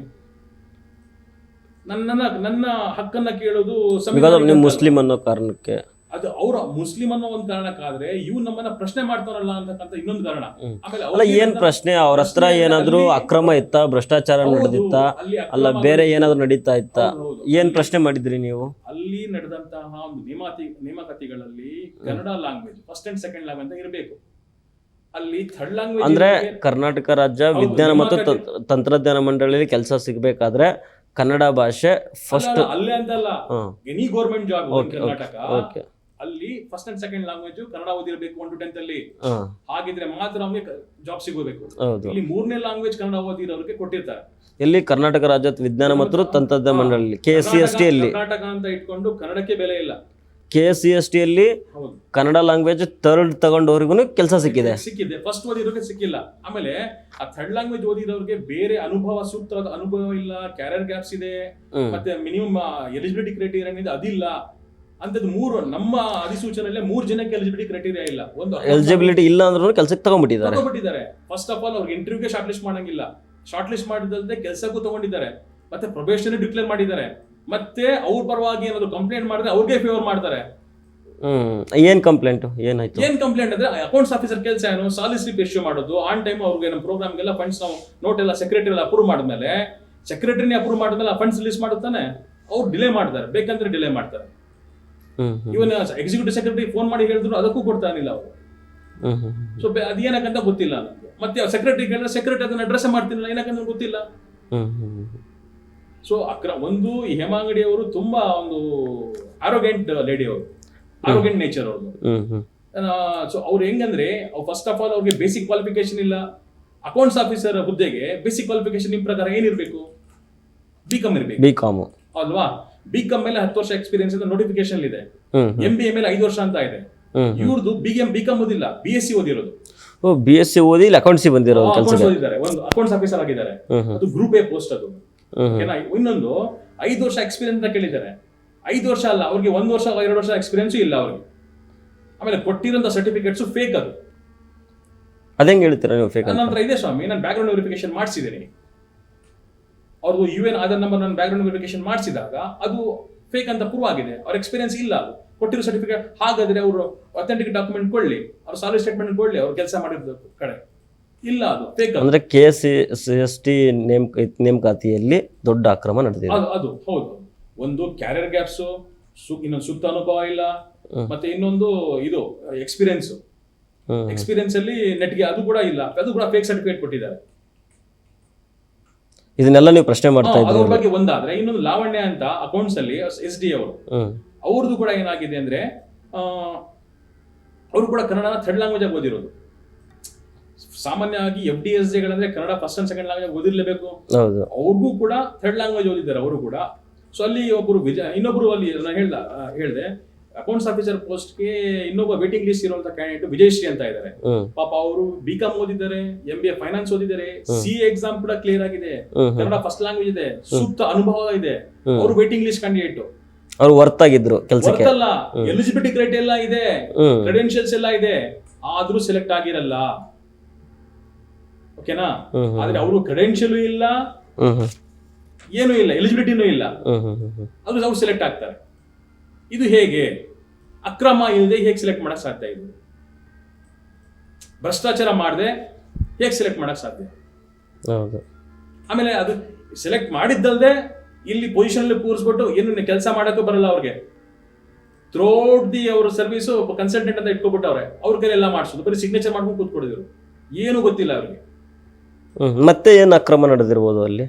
ಮತ್ತೆ ಹಾನರ್ ಮತ್ತೆ ಕನ್ಸಲ್ಟೆನ್ಸಿ ಚಾರ್ಜಸ್ ಕೊಡುವಂತ ಅದು ಕೂಡ ಬೇಕಾಬಿಟ್ಟಿ ಸ್ಯಾಂಕ್ಷನ್ ಮಾಡ್ಕೊಟ್ಟಿದ್ದಾರೆ. ಯಾವ ರೀತಿ? ಫಾರ್ ಎಕ್ಸಾಂಪಲ್ ಇದು ನೇಮಕಾತಿದ್ದು ಹೇಳ್ಬಿಡ್ತೇನೆ. ನೇಮಕಾತಿದ್ದು ಏನಪ್ಪಾ ಅಂದ್ರೆ, ಒಂದು ಹೇಮಾಂಗಡಿ ಅವ್ರದ್ದು ಐತಲ್ವಾ, ಸೆಕೆಂಡ್ ಇನ್ನೊಂದು ಲಾವಣ್ಯಂದು, ಅವ್ರದ್ದು ಕೂಡ ಥರ್ಡ್ ಲ್ಯಾಂಗ್ವೇಜ್ ಓದಿದ್ದಾರೆ ಕನ್ನಡ, ಅವ್ರನ್ನ ನೇಮಕಾತಿ ಆಗಿದ್ದಾರೆ. ಅಲ್ಲಿ ವಿನೋದ್ ಕುಮಾರ್ ಅಂತಕ್ಕಂಥ ಅವ್ರಿಗೆ ಮೋಸ ಆಗಿದೆ, ಅನ್ಯಾಯ ಆಗಿದೆ. ಅವ್ರದ್ದು ಕನ್ನಡ ಫಸ್ಟ್ ಲ್ಯಾಂಗ್ವೇಜ್ ಇದ್ದು ಅವ್ರು ವೇಟಿಂಗ್ ಲಿಸ್ಟ್ ಹಾಕಿದ್ದಾರೆ. ಇನ್ನೊಂದು ಪ್ರಾಜೆಕ್ಟ್ ಇಂಜಿನಿಯರ್ ಪೋಸ್ಟ್ ಸೊ ಅದು ಬೇಸಿಕ್ ರಿಕ್ವೈರ್ಮೆಂಟ್ ಏನಂದ್ರೆ MTech with 5 experience, desirable qualification is ME MTech or PhD in science ಅಂತ ಇದೆ. ಇವ್ರದ್ದು MSc ಮಾಡಿದ್ದಾರೆ, already desirable candidate Sangeetha BL ಅಂತ ಇದ್ದಾರೆ ಪಾಪ. ಅವರು ಇಂಜಿನಿಯರಿಂಗ್ ಅಲ್ಲಿ ENC ಓದಿದ್ದು, ಈ ಅಗ್ರಿಗೇಟ್ 80% ಇದೆ, MTech ಅಲ್ಲಿ ಅಗ್ರಿಗೇಟ್ 90% ಇದೆ, ಅವರು ವೇಟಿಂಗ್ ಲಿಸ್ಟ್ ಕ್ಯಾಂಡಿಡೇಟ್. ಆಮೇಲೆ ಇವ್ರದ್ದು SSLC second class, PUC just pass, ಡಿಗ್ರಿಲಿ ಥರ್ಡ್ ಕ್ಲಾಸ್ 44% ಇದೆ. ನನ್ನ ನೋಟಿಫಿಕೇಶನ್ ಪ್ರಕಾರನೇ project engineer post or any post ಅದಕ್ಕೆಲ್ಲ ದಾಖಲೆಗಳಿದಾವ. ಹೌದು, ಎಲ್ಲ ನೋಟಿಫಿಕೇಶನ್ ಇದೆ, ದಾಖಲೆ ಇದೆ, ಎಲ್ಲ ಇದೆ. ನೋಟಿಫಿಕೇಶನ್ ಇದೆ. ಜನರಲ್ ಮೆರಿಟ್ಗೆ 60% ಮಿನಿಮಮ್ ಇರಬೇಕು, OBCಗೆ 55% ಇರಬೇಕು, ಡಿಗ್ರಿ ಮತ್ತೆ ಮಾಸ್ಟರ್ ಡಿಗ್ರಿ ಎಲ್ಲಾನು ಅಂತ. ಮತ್ತೆ ಇದ್ರಲ್ಲೂ ಅಷ್ಟೇ, ಪೋಸ್ಟ್ ಮಾಸ್ಟರ್ ಡಿಗ್ರಿಲೂ ಅಷ್ಟೇ. ಆಮೇಲೆ ಇದು SC ST 50% ಇರಬೇಕು ಮಿನಿಮಮ್. ಸೊ ಅಷ್ಟೆಲ್ಲ ಇದ್ದು ಇವನ್ಗೆ ಬರೀ ಡಿಗ್ರಿಲಿ ಇರುವುದೇ 43-44% ಇದೆ. ಸೊ ಹಾಗಿದ್ದು ಇಲ್ಲಿ 43-44% ಅವ್ರು ಸೆಲೆಕ್ಟ್ ಆಗ್ಬೇಕಾ, 80% ಅವ್ರು ಸೆಲೆಕ್ಟ್ ಆಗ್ಬೇಕಾ ಹೇಳಿ? ಅಂದ್ರೆ ಫಸ್ಟ್ ಆಫ್ ಆಲ್ ಆ ಗಂಗಾಧರಪ್ಪ ಅಂತಕ್ಕಂಥ ಕ್ಯಾಂಡಿಡೇಟ್ ಏನ್ ಸೆಲೆಕ್ಟ್ ಆಗಿದ್ದಾನೆ ಅವ್ನು ಇಂಟರ್ವ್ಯೂಗೆ ತಗೊಳಂಗಿಲ್ಲ ನೀವು, because it does not meet the requirement of the basic qualification R essential qualification for the post of project engineer ಅಂತ. ಸೊ ಎಲಿಜಿಬಿಲಿಟಿನೇ ಅವ್ನಿಗೆ ಇಲ್ಲ ಅಂದ್ಮೇಲೆ ನೀವು ಹೇಗೆ ಎಂಟ್ರಿ ಮಾಡ್ತೀರಾ? ಅವ್ನಿಗೆ ಶಾರ್ಟ್ ಲಿಸ್ಟ್ ಹೆಂಗ್ ಮಾಡ್ತೀರಾ? ಕೆಲಸನೂ ಸಿಕ್ಬಿಡ್ತು ಇವಾಗ. ಶಾರ್ಟ್ ಲಿಸ್ಟ್ ಮಾಡಿದ್ರೆ ಇಂಟರ್ವ್ಯೂ ಮಾಡಿದ್ರೆ ಕೆಲಸನೂ ಕೊಟ್ಬಿಟ್ಟಿದ್ದೀರಾ, ಸಂಬಳನೂ ತಗೊಳ್ತಾ ಇದ್ದಾನೆ. ವೇಟಿಂಗ್ ಲಿಸ್ಟ್ ಕ್ಯಾಂಡಿಡೇಟ್ ಇರೋರು 80%-90% ಪಾಪ ಅವ್ರಿಗೆ ಮೋಸ ಆಗಿದೆ. ಎಲಿಜಿಬಲ್ ಇದ್ದವರು ಹೊರಗೆ ಬಿದ್ರು. ಮತ್ತೆ ಇದು ನೀವು ಹೇಗೆ ಕೊಟ್ರಿ? ಆತರ ಮಾಡಕ್ಕೆ ನೀವು ಇದನ್ನೆಲ್ಲೂ ಕಂಪ್ಲೇಂಟ್ ಮಾಡಲಿಲ್ಲ, ವಾಯ್ಸ್ ರೈಸ್ ಮಾಡಲಿಲ್ಲ? ವಾಯ್ಸ್ ರೈಸ್ ಮಾಡಿ ಆಲ್ರೆಡಿ ಇದನ್ನ ನಾನು CM ಈ ಸ್ಕ್ಯಾಮ್ ಅಲ್ಲಿ, ಈ ಅಕ್ರಮದಲ್ಲಿ ನಿಮ್ಮ ಪ್ರಕಾರ ಯಾರ್ಯಾರು ಇನ್ವಾಲ್ವ್ ಆಗಿದ್ದಾರೆ? ಈ ಸ್ಕ್ಯಾಮ್ ಅಲ್ಲಿ ಬೇಸಿಕಲಿ ಮೋಸ್ಟ್ ಅಂದ್ರೆ ಸೆಕ್ರೆಟರಿನೇ ಅಶೋಕ್ M ರಾಯಚೂರು, ಅದ್ ಬಿಟ್ರೆ ಹೇಮಂತ್ ಕುಮಾರ್ ಅಂತ ಎಕ್ಸಿಕ್ಯೂಟಿವ್ ಸೆಕ್ರೆಟರಿ ಇನ್ಚಾರ್ಜ್ ಆಗಿದ್ರು ಹೇಮಂತ್ ಕುಮಾರ್. ಮತ್ತೆ ಇನ್ನೊಬ್ಬ ವಿಜಿಲೆನ್ಸ್ ಆಫೀಸರ್ ಮತ್ತೆ chief scientific officer doctor Vijay ಅಂತ ಇದ್ರು. But at the same time ಇವರು ಮತ್ತೆ ಸ್ಕ್ರೀನಿಂಗ್ ಕಮಿಟಿ ಇರುತ್ತೆ. ಆ ಸ್ಕ್ರೀನಿಂಗ್ ಕಮಿಟಿ ಫಸ್ಟ್ ಸ್ಕ್ರೀನಿಂಗ್ ಮಾಡಿ ಶಾರ್ಟ್ ಲಿಸ್ಟ್ ಮಾಡ್ಬೇಕಾದ್ರೆ ಅವರು ಕೂಡ ಅಷ್ಟೇ ರೆಸ್ಪಾನ್ಸಿಬಲ್. ಯಾಕಂದ್ರೆ ಕ್ರೆಡೆನ್ಶಿಯಲ್ಸ್ ನೋಡಿನೇ ಶಾರ್ಟ್ ಲಿಸ್ಟ್ ಮಾಡ್ಬೇಕು ಅವರು, ನೋಡ್ದೇನೆ ಶಾರ್ಟ್ ಲಿಸ್ಟ್. ಆಮೇಲೆ ಸ್ಕ್ರೀನಿಂಗ್ ಕಮಿಟಿ ಮತ್ತೆ ಇಂಟರ್ವ್ಯೂ ಕಮಿಟಿನ ಯಾರು ಪೆನಲ್ ಅದು ಲಿಸ್ಟ್ ಕೊಡಿ ಅಂತ RTI ಕೇಳಿದ್ರೆ ಅದು ಕೂಡ ಉತ್ತರ ಕೊಡಲ್ಲ ಇವರು. RTI ನಿಮ್ಗೆ ಉತ್ತರ ಸಿಕ್ಕಿಲ್ಲ, ಎಲ್ಲಕ್ಕೂ ಬೈಪಾಸ್ ಮಾಡ್ತಾರೆ. 81J ಅದೇನೋ ಹಾಕ್ತಾರೆ, ಆಮೇಲೆ ಪರ್ಸನಲ್ ಇನ್ಫಾರ್ಮೇಶನ್ ಅಂತಾರೆ, ಆಮೇಲೆ ಸುಮ್ಮನೆ ಕೊಟ್ಟು ಅಟ್ಯಾಚ್ ಮಾಡಿದೀನಿ ಅಂತ ಹೇಳ್ತಾರೆ, ಅಟ್ಯಾಚ್ಮೆಂಟ್ ಇರಲ್ಲ, ಎಲ್ಲ ಡಾಕ್ಯುಮೆಂಟ್ಸ್ ಅದು ಹೇಗೆ ಪರ್ಸನಲ್ ಇನ್ಫಾರ್ಮೇಶನ್ ಆಗುತ್ತೆ? ಅಲ್ಲ, ಇದೆಲ್ಲ ಹಾಗೆ ಮಾಡಿದ್ದಾರೆ. ನಿಮ್ಗೆ ಅದು ಸೆಪರೇಟ್ ಬೇಕಾದ್ರೆ ಒಂದು ಎಪಿಸೋಡ್ ಮಾಡೋ RTI ಇದೆ ಇವ್ರದ್ದು, ಅದ್ರ ಬಗ್ಗೆ ನಾನು ಎಲ್ಲ ಡಾಕ್ಯುಮೆಂಟ್ ನಿಮ್ಗೆ ಕೊಡ್ತೀನಿ ಏನ್ ಮಾಡಿದ್ದಾರೆ ಅಂತಕ್ಕಂಥದ್ದು. ಈ ಸ್ಕ್ಯಾಮ್ ನ ಎಕ್ಸ್ಪೋಸ್ ಮಾಡೋಣ. ಈ ಸ್ಕ್ಯಾಮ್ ಒಂದಾಯ್ತು. ಇನ್ನೊಂದು ಏನಪ್ಪಾ ಅಂದ್ರೆ ಸೆಕೆಂಡ್ ಇಷ್ಟೆಲ್ಲ ಆಗಿ ಆಮೇಲೆ ವಿನೋದ್ ಕುಮಾರ್ ಪಾಪ ಲೋಕಾಯುಕ್ತ ಕಂಪ್ಲೇಂಟ್ ಕೊಟ್ಟು, ಮಿನಿಸ್ಟರ್ಗೆ ಕಂಪ್ಲೇಂಟ್ ಕೊಟ್ಟು, CM ಆಫೀಸರ್ ಕಂಪ್ಲೇಂಟ್ ಕೊಟ್ಟು, ಆಲ್ರೆಡಿ ರೆಡ್ ಪಿಟಿಷನ್ ಕೂಡ ಪೋರ್ಟಲ್ ಹಾಕಿದ್ದಾರೆ, ಇನ್ನು ಕೇಸ್ ಇದೆ. ಓಕೆನಾ? ಅಟ್ ದ ಸೇಮ್ ಟೈಮ್ ಇಷ್ಟೆಲ್ಲ ಆದ್ರೂ ನಾನು ಕೂಡ ಮಿನಿಸ್ಟರ್ ಆಫೀಸ್ಗೆ, CM ಆಫೀಸ್ಗೆ, ಚೀಫ್ ಸೆಕ್ರೆಟರಿಗೆ ಮತ್ತೆ ಇವ್ರಿಗೆ ITBT ಸೆಕ್ರೆಟರಿಗೆ ಎಲ್ಲ ಕಡೆ ನಾನು ಕಂಪ್ಲೇಂಟ್ಸ್ ಎಲ್ಲ ಮಾಡಿದ್ದೀನಿ. ಮತ್ತೆ 3ನೇ ಟರ್ಮ್ ಇವ್ರಿಗೆ ಅಪಾಯಿಂಟ್ಮೆಂಟ್ ಕಂಟಿನ್ಯೂ ಮಾಡಬೇಡಿ ಅಂತಾನು ಹೇಳಿದೀವಿ. ಅಷ್ಟೆಲ್ಲ ಹೇಳಿದ್ರು ಮತ್ತೆ ಕಂಟಿನ್ಯೂ ಮಾಡಿದ್ರೆ ಇಲ್ಲ ಅಂತಕ್ಕಂಥ ನಮ್ಗೆ ಇನ್ನೂ ದಾಖಲೆ ಸಿಕ್ಕಿಲ್ಲ. ಏನೇ ಇಷ್ಟೆಲ್ಲ ಆದ್ರೂ ಇದಕ್ಕೆ ಕಾರಣಕರ್ತರು ಯಾರು ಅಂತ ನನ್ಗೆ ಗೊತ್ತಾಗ್ತಾ ಇಲ್ಲ. ಅಂದ್ರೆ ಭ್ರಷ್ಟಾಚಾರ ಮಾಡಿರೋರಿಗೆ ಸಪೋರ್ಟ್ ಮಾಡುವಂತ ಸಿಸ್ಟಮ್ ನಮ್ಮಲ್ಲಿ ಇದೆ ಅಂದ್ರೆ ಇದು ಹೇಗೆ ಸ್ವಾಮಿ ಅಂತ ನನ್ನ ಪ್ರಶ್ನೆ. ಆಮೇಲೆ ಇದನ್ನೆಲ್ಲ ನಾನು ಕ್ವಶನ್ ಮಾಡಿದ್ದೀನಿ. November 11th 2024 ಅಲ್ಲಿ ನಾನು ಒಂದು ಕರ್ತ್ ಕೇಳಿದಾಗ ಇದ್ರ ಬಗ್ಗೆ ನಾನು ಕ್ವಶನ್ ಮಾಡಿದ್ದೀನಿ ಸೆಕ್ರೆಟರಿಗೆ. ಸೊ ಅದೆಲ್ಲ ಕ್ವಶನ್ ಕೇಳಿದಾಗ ಅದನ್ನ ಕೇಳಕ್ ನೀನ್ ಯಾರು ಅದೆಲ್ಲ ಕೇಳಿದಾಗ ನಾನು ಏನ್ ಉತ್ತರ ಕೊಟ್ಟಿದ್ದೀನಿ. ನನ್ನೇ ಪ್ರವೋಕ್ ಮಾಡಿದ್ದಲ್ದೆ ನನ್ನ ಇನ್ಡಿಸಿಪ್ಲಿನ್ ಅಂತ ಹೇಳ್ತಾರೆ. ಸೊ ಅದು ಎಲ್ಲ ಇವ್ರದೆಲ್ಲ ಬರೀ ಏನೇ ಕ್ವಶನ್ ಕೇಳಿದ್ರೆ ಇನ್ಡಿಸಿಪ್ಲಿನ್. ಹಾಗಾದ್ರೆ ನಾವೇನು ಕೇಳಲೇಬಾರ್ದಾ? ಸೊ ನೀವು ಇದೆಲ್ಲ ಕ್ವಶನ್ ಮಾಡ್ತಾ ಇದ್ದೀರಿ ಅಂತ ನಿಮ್ಗೆ ಒಂದು ಆರ್ಗನೈಸ್ಡ್ ಹರಾಸ್ಮೆಂಟ್ ಆಯ್ತಲ್ಲಿ. ಹೌದು, ಕ್ವಶನ್ ಮಾಡ್ತಾ ಇದೀವಿ ಅಂತ, ಆಮೇಲೆ ಜೆನ್ಯೂನ್ ಕ್ವಶನ್ ಮಾಡ್ತಾ ಇದೀವಿ, ನಮ್ಮ ಹಕ್ಕನ್ನು ನಾವು ಕೇಳ್ತಾ ಇದೀವಿ. ಆಮೇಲೆ ಆಫೀಸಲ್ಲಿ ಸಿಸ್ಟಮಿಕ್ ಸ್ಟ್ರಕ್ಚರ್ ಇರುತ್ತೆ, ಆ ಸಿಸ್ಟಮಿಕ್ ಸ್ಟ್ರಕ್ಚರ್ ವೈಲೇಷನ್ ಆಗ್ತಾ ಇದೆ. ಆಮೇಲೆ ನೀವು ಬೇರೆ ಡಿಪಾರ್ಟ್ಮೆಂಟ್ ಪರವಾಗಿ ಟೆಂಡರ್ ಕರೀತೀರಾ, ಟೆಂಡರ್ ಕರೆದ್ಬಿಟ್ಟು ಏನ್ ಮಾಡ್ತೀರಾ ನೀವು, ಕನ್ಸಲ್ಟಿಂಗ್ ಚಾರ್ಜ್ ನೀವು ಡಿಸ್ಟ್ರಿಬ್ಯೂಟ್ ಮಾಡ್ಕೊತೀರಾ 10 ಲಕ್ಷನ. ನೀವು ಆಲ್ರೆಡಿ ಸಂಬಳ ಒಂದ್ ಕಡೆ ಡ್ರಾ ಮಾಡ್ತಾ ಇರ್ತೀರಾ. ಆ ಸಂಬಳ ಡ್ರಾ ಮಾಡ್ತಾ ಜೊತೆಗೆ ನೀವು ಅದನ್ನ ರೆಗ್ಯುಲರ್ ಎಂಪ್ಲಾಯೀಸ್ ಸಾಲಿಡ್ ಡ್ರಾ ಮಾಡ್ತಾ ಇರ್ತಾರೆ, ಅವ್ರಿಗೂ ನೀವು ಕನ್ಸಲ್ಟೆನ್ಸಿ ಏನಂದ್ರೆ ಸಂಬಳದಲ್ಲಿ ಏನಾದ್ರೆ ಎಂಪ್ಲಾಯಿಗೆ ಸಂಬಳ ಕೊಡೋದ್ರಲ್ಲಿ ಪ್ರಾಬ್ಲಮ್ ಆಗ್ತಾ ಇತ್ತಾ? ಕೊಡ್ತಾ ಇರ್ಲಿಲ್ವಾ? ಆತರ ಇಲ್ಲ, ಸಂಬಳ ಎಲ್ಲ ರೆಗ್ಯುಲರ್ ಆಗಿ ಎಲ್ಲರಿಗೂ ಬರುತ್ತೆ. ಆಮೇಲೆ ಇವನ್ ಕನ್ಸಲ್ಟೆಂಟ್ ಅಂತ ಅವರು ಕೂಡ ರೆಗ್ಯುಲರ್ ಆಗಿ ಮಂತ್ಲಿ ಸಾಲಿ ಸಿಗುತ್ತೆ. ಮತ್ತೆ ಸ್ಪೆಸಿಫಿಕ್ ಪ್ರಾಜೆಕ್ಟ್ ಇಲ್ಲಿ ಮತ್ತೆ ಕನ್ಸಲ್ಟೆನ್ಸಿ ಚಾರ್ಜ್ ಅಂತ ಕೊಡೋದು ಏನಿದೆ ಅವ್ರಿಗೆ? ಯಾಕಂದ್ರೆ ದುಡ್ಡು ತಿಂದು ಈಗ ನೀವು ಸರ್ಕಾರಿ ಹುದ್ದೆಯಲ್ಲಿ ಇದ್ದೀರಾ, ನಿಮ್ಗೆ ಒಂದು ಪರ್ಮನೆಂಟ್ ಆಗಿ ಸಂಬಳ ಬರ್ತಾ ಇರುತ್ತೆ ಮಂತ್ ಎಂಡ್ಗೋ ಇಲ್ಲ ಫಸ್ಟ್ಗೋ. ಅದೇ ರೀತಿ ಏನಾದ್ರು ಔಟ್ಸೋರ್ಸ್ ಅಲ್ಲಿ ಬಂದಿರ್ತಾರಲ್ಲ ಅವ್ರ ಜೊತೆಗೆ ಏನಾದ್ರು ಡಿಸ್ಕ್ರಿಮಿನೇಷನ್ ಆಗ್ತಾ ಇತ್ತಾ ಸಂಬಳದ ವಿಚಾರದಲ್ಲಿ? ಔಟ್ಸೋರ್ಸಿಂಗ್ ಪಾಪ ನನ್ನ ಜೊತೆ ನೋಡಿ ನನಗೆ ಆರೋಪಗಳು ನನಗೆ ಏನ್ ಮಾಡಿದ್ದಾರೆ, ನನಗೆ ಈ ತರ ಒಂದು ನನ್ನ ವಿರುದ್ಧ ಫಸ್ಟ್ ಥಿಂಗ್ ಏನಾಗಿದೆಪ್ಪ ಅಂದ್ರೆ ಇವರು ಪ್ಲಾನ್ ಮಾಡಿ ಏನ್ ಮಾಡಿದ್ದಾರೆ. ನಾನು ಇಷ್ಟೆಲ್ಲ ಕ್ವಶನ್ ಮಾಡಿರೋದಾಗ ನನಗೆ ಫಸ್ಟ್ ಆರೋಪ ಡಿಸೆಂಬರ್ 2ನೇ ತಾರೀಕು 2024ರಂದು ನನಗೆ ನಾನು ಚೈತ್ರ ಅಂತಕ್ಕಂಥವ್ರಿಗೆ ಏನ್ ಕೇಳಿರ್ತೀನಿ ಸಂಬಳ ಒಂದು ನನ್ನ ಅಂಡರ್ ಬರ್ತಾ ವಿಶ್ವಪ್ರಸನ್ನ ಅಂತ ಹುಡುಗ ಇದ್ದಾರೆ ಕಲಬುರಗಿ ರೀಜನಲ್ ಸೆಂಟರ್ ಅಲ್ಲಿ, ನಿಮ್ಮ ಅಂಡರಲ್ಲಿ ಕೆಲಸ ಮಾಡ್ತಾ ಇದ್ರು, ಕೆಲಸ ಮಾಡ್ತಾನೆ. ಅವ್ನಿಗೆ ಏನಕ್ಕೆ ಸಂಬಳ ಬಂದಿಲ್ಲ ಅಂತ ನಾನು ಕೇಳಿರ್ತೀನಿ. ಸೊ ಅದಕ್ಕಿಂತ ಮುಂಚೆ ಅದು ಹೇಳ್ತೀನಿ. ಸೊ ಏನಾಗುತ್ತೆ ಅಂದ್ರೆ ನವೆಂಬರ್ ತಿಂಗಳ ಸಂಬಳ ನಮ್ಗೆಲ್ಲ 29ನೇ ನವೆಂಬರ್ಗೆ ನಮ್ಗೆಲ್ಲ ಬಂದ್ಬಿಡುತ್ತೆ. ನನ್ಗೆ ಏನತ್ತೆ ಡಿಸ್ಟ್ರಿಕ್ಟ್ ಅನಾನಿಮಸ್ ಅಫಿಷಿಯಲ್ ಎಲ್ಲ ಬಂದ್ಬಿಡುತ್ತೆ. ಪಾಪ ಆ ಹುಡುಗನ್ಗೆ ಅವ್ನ್ ಜೈನ್ ಆದ ಫಸ್ಟ್ ತಿಂಗಳು ಸೆಪ್ಟೆಂಬರ್ ತಿಂಗಳ ಸಂಬಳನು 15 ದಿನ ಲೇಟ್ ಮಾಡಿರ್ತಾರೆ. ಏನಕ್ಕೆ ನನ್ನ ಅಂಡರ್ ಇರ್ತಾನೆ, ನನ್ಗೆ ಹೆಂಗಾರು ಮಾಡಿ ಟಾರ್ಗೆಟ್ ಮಾಡ್ಬೇಕಂತ ಉದ್ದೇಶ ಇರಲಿ. ಮತ್ತೆ ಅಕ್ಟೋಬರ್ ತಿಂಗಳ ಸಂಬಳ ಅಟೆಂಡೆನ್ಸ್ ಮೇಲೆ ನವೆಂಬರ್ ತಿಂಗಳ ಸಂಬಳ ಬರುತ್ತೆ ಅವ್ರಿಗೆ. ಸೊ ಅಲ್ಲೂ ಕೂಡ ಅವನ್ನ ಪಾಪ ನಾನೇನ್ ಎಲ್ಲ ಅಟೆಂಡೆನ್ಸ್ ಕೊಟ್ಟಿದ್ರು ಏನ್ ಮಾಡ್ತಾರೆ ಇಲ್ಲಿ ಮತ್ತೆ ಬೇಕಂತ ನಾನು ಅಟೆಂಡೆನ್ಸ್ ಎಲ್ಲೋ ತೂರ್ಬಿಟ್ಟು ಮತ್ತೆ ಅಟೆಂಡೆನ್ಸ್ ಕೊಟ್ಟಿಲ್ಲ ಅಂತ ಇದ್ ಮಾಡ್ತಾರ. ಇವನ್ ನಮ್ಮ ಎಕ್ಸಿಕ್ಯೂಟಿವ್ ಸೆಕ್ರೆಟರಿಗೆಲ್ಲ ಹೇಳಿದೀನಿ ನಾನು, ಇಮೇಲ್ ಅದು ವಾಟ್ಸ್ಆಪ್ ಚಾಟ್ಸ್ ಎಲ್ಲ. ಸೊ ನಿಮ್ಮನ್ನ ಟಾರ್ಗೆಟ್ ಮಾಡ್ಬೇಕು ಅನ್ನೋ ಕಾರಣಕ್ಕೆ ನಿಮ್ಮ ಅಂಡರಲ್ಲಿ ಕೆಲಸ ಮಾಡೋರ್ಗು ಅವರು ಸಂಬಳನ ಲೇಟ್ ಮಾಡ್ತಾ ಇದ್ರು ಟಾರ್ಗೆಟ್ ಮಾಡ್ಲಿಕ್ಕೆ. ಹೌದು, ನಂಗೆ ಟಾರ್ಗೆಟ್ ಮಾಡಕ್ಕಂತಾನೆ ಆತರ ಮಾಡಿದ್ದಾರೆ. ಆಮೇಲೆ ನಾನು ಅವ್ರಿಗೆ ಅವಾಚ್ಯ ಪದ ನಿಂದನೆ ಮಾಡಿದೀನಿ ಅಂತ ಹೇಳ್ತಾರೆ. ಏನ್ ಅವಾಚ್ಯ ಪದ ನಾನು ಏನು ಹೇಳಲೇ ಇಲ್ಲ. ಫಸ್ಟ್ ನಾನು ಹೇಳಿದ್ದಾಗ ಏನು ಹೋಲ್ಡ್ ಮಾಡಕ್ ನನ್ನ ಕ್ಯಾಬಿನ್ ಫಸ್ಟ್ ನಾನು ಏನಾಗುತ್ತೆ ನಮ್ಗೆ ಬರುತ್ತೆ ಸಂಬಳ ಎಕ್ಸಿಕ್ಯೂಟಿವ್ ಸೆಕ್ರೆಟರಿ ಕೇಳ್ತೀನಿ, ಅವ್ರು ಹೋಗಿ ನೀವು ಕೇಳಿ ಅಂತ ಹೇಳಿರ್ತಾರೆ ನನಗೆ ವಾಟ್ಸ್ಆಪ್ ಅಲ್ಲಿ. ನನ್ನ ಕ್ಯಾಬಿನ್ ಬಂದು ಫೋನ್ ಮಾಡಿ ಕೇಳಿದಾಗ ಏನಕ್ಕೆ ಸಂಬಳ ಅವ್ರು ಕೊಟ್ಟಿಲ್ಲ ಅಂತ ಬಂದಿಲ್ಲ ಅವ್ರಿಗೆ ಅಂತ ಕೇಳಿದಾಗ ಅವ್ರು ಹೇಳ್ತಾರೆ ನೀನ್ ಯಾರು ಕೇಳಕ್ಕೆ ಅಂತ SD ಆಗಿರೋ ಚೈತ್ರ ಅವರು ಈ ತರ ನಮ್ಗೆ ಹೇಳ್ತಾರೆ. ಸೊ ಹೇಳಿದಾಗ ನಾನು ಫೋನ್ ಇಟ್ಬಿಟ್ಟು ನಾನು ಅಲ್ಲಿಗೆ ಅಡ್ಮಿನಿಸ್ಟ್ರೇಟಿವ್ ಬ್ಲಾಕ್ ನಾನು ಹೋಗಿ ಕೇಳಿದಾಗ ಅಲ್ಲೂ ಕೂಡ ಹತ್ರ ನೀನ್ ಯಾರು ಕೇಳಕ್ಕೆ ಹೋಗಲ್ಲೂ ಹಂಗೆ ಎಲ್ಲ ಸಿಂಗಲ್ ಮಾತಾಡ್ತಾರೆ. ನೀವೊಬ್ರು PhD holder, project engineer, scientist grade ಆಗಿದ್ರು ನಮ್ಗೆ ಕವಡೆ ಕಾಸಿನ ಕಿಮ್ಮತ್ತಿಲ್ಲ ಸ್ವಾಮಿ. ನಮ್ಗೆ ಕವಡೆ ಕಾಸಿನ ಕಿಮ್ಮತ್ತಿಲ್ಲ. ಅಲ್ಲಿ ನೀವು ಮುಸ್ಲಿಂ ಅನ್ನೋದು ನೀವು ಒಬ್ಬರೇ ಇದ್ರಿ ಅಲ್ಲಿ? ಹೌದು, ನಾನು ಮುಸ್ಲಿಂ ಅನ್ನೋದು ನಾನು ಒಬ್ಬನೇ ಇದ್ದೀನಿ. ನಮ್ಗೆ ಕವಡೆ ನಾವು ಎಲ್ಲ ಇದ್ರು ನಮ್ಗೆಲ್ಲ ಟ್ಯಾಲೆಂಟ್ ಇದ್ರು ನಮ್ಗೆ ಕವಡೆ ಕಾಸಿನ ಕಿಮ್ಮತ್ತಿಲ್ಲ ಅಲ್ಲಿ.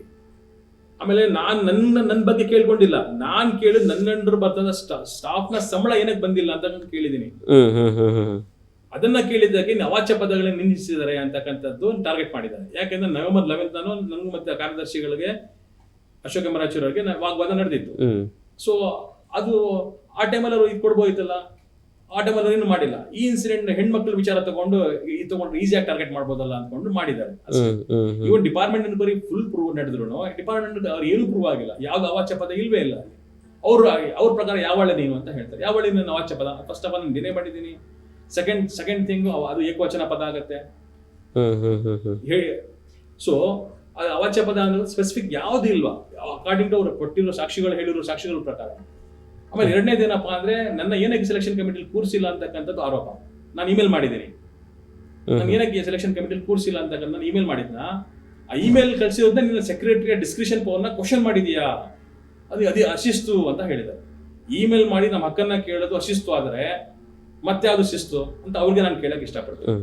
ಸರಿ, ಫೈನಲ್ ಆಗಿ ಒಂದು ಮೂರನೇ ಆರೋಪ ಏನ್ ಗೊತ್ತಾ, ನಾನೇ ಹುಡುಗನ್ ಸಂಬಳ ಕೇಳಿರೋದು ಆಶ್ಚರ್ಯ. ನನ್ಗೆ ಆಶ್ಚರ್ಯ ಆಗತ್ತೆ, ಏನಪ್ಪಾ ನಾನೇ ಹುಡುಗನ್ ಸಂಬಳ ಕೇಳಿ ಎಲ್ಲ ಮಾಡಿದ್ರು ನಾನೇ ಅಟೆಂಡೆನ್ಸ್ ಹಾಜರಾತಿ ರಿಪೋರ್ಟ್ ಕೊಟ್ಟಿಲ್ಲ, ಇವರಿಂದ ನನ್ ಡಿಲೇ ಆಗಿದೆ ಅಂತಕ್ಕಂಥದ್ದು ಹೇಳ್ತಾರೆ. ಆದ್ರೂ ಆ ನೆಕ್ಸ್ಟ್ 2ನೇ ತಾರೀಕು ಸಬ್ಮಿಟ್ ಮಾಡಿ 4ನೇ ತಾರೀಕೆ ಸಂಬಳ ಆಗಿದೆ. ಜಸ್ಟ್ 2 days ಅಷ್ಟೇ ಅವ್ನಿಗೆ ಇದಾಗಿರೋದು ಆಸ್ ಪರ್ ರೆಕಾರ್ಡ್ಸ್ ಪ್ರಕಾರ. ಈಗ ನೀವು ಇಷ್ಟೆಲ್ಲ ನಿಮಗೆ ಹರಾಸ್ಮೆಂಟ್ ಆದ್ರೂ ನಿಮಗೆ ತುಂಬ ಮಾನಸಿಕವಾಗಿ ಕಿರುಕುಳ ಕೊಟ್ಟಿದ್ದಾರೆ. ನೀವು ಮುಸ್ಲಿಂ ಅನ್ನೋ ಕಾರಣಕ್ಕೆ ನಿಮ್ಮ ಅಂಡ್ರಲ್ಲಿ ಬರೋ ಎಂಪ್ಲಾಯಿಂದ ಟಾರ್ಗೆಟ್ ಮಾಡೋದಕ್ಕೆ ನೋಡಿದ್ರು. ಆಮೇಲೆ ನೀವು ಅಲ್ಲಿ ಅಕ್ರಮನ ಕ್ವಶನ್ ಮಾಡಿದ್ರಿ ಅನ್ನೋ ಕಾರಣಕ್ಕೆ ನಿಮ್ಗೆ ಇದನ್ನು ಮಾಡಿದರು. ಆಮೇಲೆ ನೀವು ಮುಸ್ಲಿಂ ಅಂತ ಅನ್ನೋ ಕಾರಣಕ್ಕೆ ಅವ್ರು ನಿಮಗೆ ಒಂದು ಹರಾಸ್ಮೆಂಟ್ ಮಾಡಿದರು. ಇಷ್ಟೆಲ್ಲ ಆದ್ಮೇಲೆ ನೀವು ಸರ್ಕಾರದ ಮಟ್ಟಕ್ಕೆ ಒಂದೇನೋ ಒಂದು ಅಪೀಲ್ ಹೋಗ್ಲಿಲ್ವಾ ಅಥವಾ ಕೋರ್ಟ್ ಮಟ್ಟಕ್ಕೆ ಹೋಗ್ಲಿಲ್ವಾ ನೀವು? ನಾನು ಮೈನಾರಿಟಿ ಕಮಿಷನ್ಗೆ ಆಲ್ರೆಡಿ ಕಂಪ್ಲೇಂಟ್ ಕೊಟ್ಟಿದ್ದೇನೆ. ಓಕೆನಾ, ಅಲ್ಲಿ ಕೊಟ್ಟಿದ್ದೀನಿ. ಸೊ ಅಲ್ಲಿ ಕೊಟ್ಟಾಗ ಒಂದು ಡೇಟ್ ಕೊಡ್ತಾರೆ, ಅವ್ರು ಬರ್ತೀನಿ ಅಂತ ಅಶೋಕ್ ರಾಜೂರ್ ಹೇಳ್ತಾರೆ. ಫಸ್ಟ್ ಡೇಟ್ಗೆ ಬಂದಿರಲ್ಲ, ಮತ್ತೆ ಲೆಟರ್ ಕಳ್ಸಿಕೊಡ್ತಾರೆ ನೆಕ್ಸ್ಟ್ ಡೇಟ್ಗೆ ಬರ್ತೀನಿ ಅಂತ. ನೆಕ್ಸ್ಟ್ ಡೇಟ್ 20 ದಿನ ಮುಂದೆ ಹೋಗಿರುತ್ತೆ. ಆ 20 ದಿನ ಗ್ಯಾಪ್ ಅಲ್ಲಿ ಏನ್ ಮಾಡ್ತಾರೆ, ಕೋರ್ಟ್ಗೆ ಅಪ್ರೋಚ್ ಮಾಡ್ತಾರೆ ಸ್ಟೇ ಆರ್ಡರ್ ತಗೊಳಕ್ಕೆ. ಸೊ ನೆಕ್ಸ್ಟ್ ಸೆಕೆಂಡ್ ಡೇಟ್ಗೆ ಬಂದಿರಲ್ಲ, ಮತ್ತೆ ಅವ್ರಿಗೆ ಸಮನ್ ಇಶ್ಯೂ ಆಗುತ್ತೆ ಅಶೋಕ್ ರಾಜೂರ್ಗೆ. ಸೊ ಸಮನ್ ಇಶ್ಯೂ ಆದ ತಕ್ಷಣ ನೆಕ್ಸ್ಟ್ 2 days ಅಲ್ಲಿ ಅವ್ರಿಗೆ ಇದು ಸ್ಟೇ ಸಿಗ್ಬಿಡುತ್ತೆ ಕೋರ್ಟಿಂದ. ಸೊ ಮತ್ತೆ ಅದನ್ನ ಸ್ಟೇನ ವೆಕೇಟ್ ಮಾಡ್ಸಕ್ಕೆ ಮೈನಾರಿಟಿ ಕಮಿಷನ್ ಮತ್ತೆ ನಾವು ಅದನ್ನ ಫೈಲ್ ಮಾಡಿದೀವಿ, ಸ್ಟೇ ವೆಕೇಟ್ ಮಾಡಿ ಎನ್ಕ್ವೈರಿ ಅಟೆಂಡ್ ಮಾಡ್ಲಿ ಅಂತ. ಸರಿ, ಅವ್ರು ತಪ್ಪು ಮಾಡಿಲ್ಲ ಅಂದ್ರೆ ಎನ್ಕ್ವೈರಿ ಅಟೆಂಡ್ ಮಾಡಕ್ಕೆ ಏನ್ ಸಮಸ್ಯೆ? ನಾನೀಗ ಎನ್ಕ್ವೈರಿ ಅಟೆಂಡ್ ಮಾಡಿ ಅಂತಾನೆ. ಹೌದು. ನೀವು ತಪ್ಪು ಮಾಡಿಲ್ಲ, ಅಟೆಂಡ್ ಮಾಡಿ ಸ್ವಾಮಿ. ನೀವೇನಕ್ಕೆ ಹೋಗಿ ಸ್ಟೇಗೆ ಹೋಗ್ತೀರಾ? ಆಮೇಲೆ ನೀವು ಅಪಾಯಿಂಟ್ ಮಾಡ್ಕೊಂಡಿರೋಂತ ವಕೀಲರು ನಿಮ್ಗೆ ಫೀಸ್ ಎಷ್ಟು ಪೇ ಮಾಡಿದಂತ ಅದು ಕೂಡ ನೀವು RTL ಕೊಡ್ತಿಲ್ಲ. ಆಮೇಲೆ ಎನ್ಕ್ವೈರಿ ಆಫೀಸರ್ಗೆ ಎಷ್ಟು ಪೇ ಮಾಡಿದ್ರೆ ಅದು ಕೂಡ ಕೊಡ್ತಿಲ್ಲ ನೀವು. ಆಮೇಲೆ ಇಲ್ಲಿ ಎನ್ಕ್ವೈರಿ ಮಾಡಿಸಿರೋದೇ ಬಯಾಸ್ ಆಫೀಸ್ ಅನ್ನ ಇಟ್ಟು, ಬಯಾಸ್ ಆಫೀಸರ್ ಅವರು ಆಕ್ಚುಲಿ ಪ್ರಿಜುಡಿಸೈಸ್ಡ್ ಬಯಾಸ್ಡ್. ಅವ್ರೇನಂದ್ರೆ ಫಸ್ಟ್ ಏನ್ ಮಾಡಿದ್ರು, ನಾವು 3 ಆರೋಪ ಮಾಡಿದೀವಿ ಅಗೇನೆಸ್ಟ್, ಆ ಪ್ರೂವ್ ಅಂತ ರಿಪೋರ್ಟ್ ಕೊಟ್ರೆ ಮಾತ್ರ ನಿಮಗೆ ಕೇಸ್ ಕೊಡ್ತೀವಿ ಅಂತಕ್ಕಂಥ ಕಂಡೀಷನ್ ಆಗಿ ಕೊಟ್ಟಿದ್ದಾರೆ. ಈ ತರ ಕಂಡೀಷನ್ ಆಗಿ ಕೊಡೋದು ಎನ್ಕ್ವೈರಿ ಅಂತಾರೆ ಹೇಳ್ತಾರೆ ಅದನ್ನ. ಆಮೇಲೆ ಮೋರ್ ಓವರ್ ನಾನು ಯಾರ ಅಗೇನೆಸ್ಟ್ ನಾನು ಮೈನಾರಿಟಿ ಕಮಿಷನ್ ಅಲ್ಲಿ ಕಂಪ್ಲೇಂಟ್ ಮಾಡಿದೀನಿ, ಅವ್ರ ಎನ್ಕ್ವೈರಿ ಆಫೀಸರ್ ಅಪಾಯಿಂಟ್ ಮಾಡ್ತಾರೆ. ಅದು ಹೇಗೆ ಸಾಮಾಜಿಕ ನ್ಯಾಯ ಪ್ರತಿಪಾದನೆ ಆಗುತ್ತೆ? ಅವ್ರು ಆಚೆ ಇದ್ದು ಬೇರೆಯವ್ರ ಮುಖಾಂತರ ಅಪಾಯಿಂಟ್ ಮಾಡಿಸ್ಬೇಕು. ಇದೆಲ್ಲ ಸರ್ಕಾರದ ಮಟ್ಟದಲ್ಲಿ ಏನಾಯ್ತು? ಸರ್ಕಾರ ಮಟ್ಟದಲ್ಲಿ ನಾನು ಇವನ್ ನಮ್ಮ ಮುಖ್ಯಮಂತ್ರಿಗಳಂತ ಮಾನ್ಯ ಸಿದ್ದರಾಮಯ್ಯ ನಸೀರ್ ಅಹಮದ್ ಮುಖಾಂತರ ಲೆಟರ್ ಕೊಡಿಸಿದಾಗ, ಸೊ ಅವರು ಕೂಡ ಲೆಟರ್ ITBT ಸೆಕ್ರೆಟರಿ ಫಾರ್ವರ್ಡ್ ಮಾಡಿದ್ರು. ನಂತರ ಅದು ಅಷ್ಟಕ್ಕೆ ಯಾವ್ದು ಕ್ರಮ ಆಗಿಲ್ಲ. ಅದು CM ಸಿದ್ದರಾಮಯ್ಯ ಅವ್ರ ಮಾತಿಗೂ ಇಲ್ಲಿ ಕ್ಯಾರೆ ಇಲ್ಲ ಅಂತ. ಅದು ಆಗ ನೋಡಿದ್ರೆ ಈ KSC STಗೆ ಅವ್ರು ಚೀಫ್ ಮಿನಿಸ್ಟರ್ ಪ್ರೆಸಿಡೆಂಟ್ ಇದ್ದಾರೆ. ಅದು ಚೀಫ್ ಮಿನಿಸ್ಟರ್ ಮಾತುಗೂ ಅಲ್ಲಿ ಕ್ಯಾರೆ ಅನ್ನಲಿಲ್ಲ. ಅವರು ಚೀಫ್ ಮಿನಿಸ್ಟರ್ ಲೆಟರ್ಗೂ ಕ್ಯಾರೆ ಅಂತ ಇಲ್ಲ ಅಂದ್ರೆ ನಾವೇನ್ ಹೇಳ್ಬೇಕು ಅದಕ್ಕೆ ಹೇಳಿ? ಪ್ರೆಸಿಡೆಂಟ್ ಇವರೇ ಇದ್ದಾರೆ, ಸಿದ್ದರಾಮಯ್ಯ ಅವರೇ ಇದ್ದಾರೆ. ಅವ್ರು ಮನ್ಸ್ ಮಾಡ್ರೆ ಏನ್ ಬೇಕಾದ್ರೂ ಮಾಡ್ಬೋದು. ಅವ್ರಿಗಿನ್ನೂ ಡೈರೆಕ್ಟ್ ಆಗಿ ಮಾಹಿತಿ ಹೋಗಿದೆ ಗೊತ್ತಿಲ್ಲ, ಆದ್ರೆ ಲೆಟರ್ ಸೈನ್ ಮಾಡಿ ಕೊಟ್ಟಿದ್ದಾರೆ ಪಾಪ. ಸೊ ಆದ್ರೆ ಇಲ್ಲಿ ಏನೇನ್ ನಡೀತಾ ಇದ್ರೆ ಅಂದ್ರೆ ಈ ತರ ನಡೀತಾ ಇದೆ. ಒಂದು ಕನ್ನಡ ನಾಡಿನಲ್ಲಿ ಕನ್ನಡಿಗನೇ ಸಾರ್ವಭೌಮ. ಫಸ್ಟ್ ಆಫ್ ಆಲ್ ಅದು ಕನ್ನಡ ಭಾಷೆ, ಅದು ಆಡಳಿತಾತ್ಮಕ ಭಾಷೆ ಆಗಿದೆ, ಅಡ್ಮಿನಿಸ್ಟ್ರೇಟಿವ್ ಲ್ಯಾಂಗ್ವೇಜ್ ಅದು. ಸೊ ಆಡಳಿತಾತ್ಮಕ ಭಾಷೆಗೆ ಬೆಲೆ ಇಲ್ಲ ಇಲ್ಲಿ ಅಂದ್ಮೇಲೆ ಇನ್ಯಾವುದಕ್ಕೆ ನೀವು ಬೆಲೆ ಕೊಡ್ತೀರಾ ಸ್ವಾಮಿ? ಅದು ನೇಮಕಾತಿಯಲ್ಲಿ ಅಕ್ರಮ ಆಗಿದೆ ಅಂತ. ನೇಮಕಾತಿಯಲ್ಲಿ ಅಕ್ರಮ ಆಗಿದೆ. ಹಾನರೇರಿಯಂ ಮತ್ತೆ ಕನ್ಸಲ್ಟೆನ್ಸಿ, ಗೌರವಧನ ಮತ್ತು ಕನ್ಸಲ್ಟೆನ್ಸಿ ಚಾರ್ಜ್ ಡಿಸ್ಟರ್ಬೆನ್ಸ್ಮೆಂಟ್ ಅಲ್ಲಿ ಕೂಡ ಅಕ್ರಮ ಆಗಿದೆ. ಇಷ್ಟ ಬಂದಂಗೆ ಎಲ್ಲ ನಮ್ಮ ಆಫೀಸ್ ಪ್ರೋಗ್ರಾಮು ನಮ್ಮ ಅಫಿಷಿಯಲ್ಸೇ ಮಾಡ್ಬಾರ್ದು, ಅವ್ರಿಗೆ ಗೌರವಧನ ಕೊಟ್ಕೊಡೋದು. ಹೆಂಗೆ ಅದು? ನಿಮ್ಗೆ ನೀವೇನ್ ಕೆಲಸ ಮಾಡ್ತೀರಾ ಅದಕ್ಕೆ ಸಂಬಳ ತಗೋತೀರಾ, ಹೌದಾ? ನೀವೇನ್ ಮಾಡ್ತೀರಾ, ನಿಮ್ಮೊಂದು ಅದು ನಿಮ್ ಡ್ಯೂಟಿ, ಆಸ್ ಎ ಡ್ಯೂಟಿ ನೀವೊಂದು ಪ್ರೋಗ್ರಾಮ್ ಆರ್ಗನೈಸ್ ಮಾಡ್ಬಿಟ್ಟು ಆ ಪ್ರೋಗ್ರಾಮ್ ಅಲ್ಲಿ ಮೀಟಿಂಗ್ ಅಟೆಂಡ್ ಮಾಡ್ಬಿಟ್ಟು ಗೌರವಧನ ತಗೊಳಕ್ ಬರುತ್ತಾ? It is part of your duty. ಹೌದು. ಅದಕ್ಕೆ ಹೆಂಗೆ ಗೌರವಧನ ತಗೊಳಕ್ ಬರುತ್ತೆ? ಇಲ್ಲಿ ತಗೊಂಡಿದ್ದಾರೆ ಇವರು, ತಗೊಂಡಿದ್ದಾರೆ. ನನ್ನ ಹತ್ರ ಸಿಕ್ಕಿರೋದಾಗಲೇ ಕೆಲವುಗಳು, ಅದ್ರ ಫೈಲ್ಗಳೇ ಇದೆ ಅಲ್ಲಿ, ದೊಡ್ಡದು ತುಂಬಾ ದೊಡ್ಡ ಅಕ್ರಮ ನಡೆಯುತ್ತೆ. ಆಮೇಲೆ RTI ಕೇಳಿದ್ರೆ ಯಾರು ಉತ್ತರ ಕೊಡೋದು, ಅದಕ್ಕೆ ಎಲ್ಲ ಬೈಪಾಸ್ ಮಾಡ್ತಾರೆ. ಅದು ಸೂಕ್ತ ತನಿಖೆ ಸರ್ಕಾರನೇ ಆಗ್ಬೇಕು. ಆಲ್ರೆಡಿ ಬಸವರಾಜ ಬೊಮ್ಮಾಯಿ ಇರ್ಬೇಕಾದ್ರೆ ನಮ್ಮ ನೇಮಕಾತಿ ಬಗ್ಗೆ ಒಂದು ಆರ್ಡರ್ ಹಾಕ್ಸಿ ಯಾರೋ ಕಳ್ಸಿದ್ರು. ಮತ್ತೆ ಅಲ್ಲಿ IAS ಎಕೋಸಿಸ್ಟಮ್ ಕಮಿಟಿ ಫ್ರೇಮ್ ಮಾಡಿ ಮುಚ್ಚಿಬಿಟ್ಟಿದ್ದಾರೆ. ಸರಿ, ಫೈನಲ್ ಆಗಿ ತನಿಖೆ ಆದ್ರೂ ನೋಡಿ IAS ಎಕೋಸಿಸ್ಟಮ್ ಇಂದ ಆಚೆ ಇದ್ದು ತನಿಖೆ ಆಗ್ಬೇಕು. ಯಾಕಂದ್ರೆ ಅವ್ರವ್ರ ತನಿಖೆ ಕಮಿಟಿ ಮಾಡಿದ್ರೆ ಅವ್ರವರೇ ಕಮಿಟಿ ಮಾಡಿ ಅವರವರೇ ಮುಚ್ಚಾಕ್ತಾರೆ.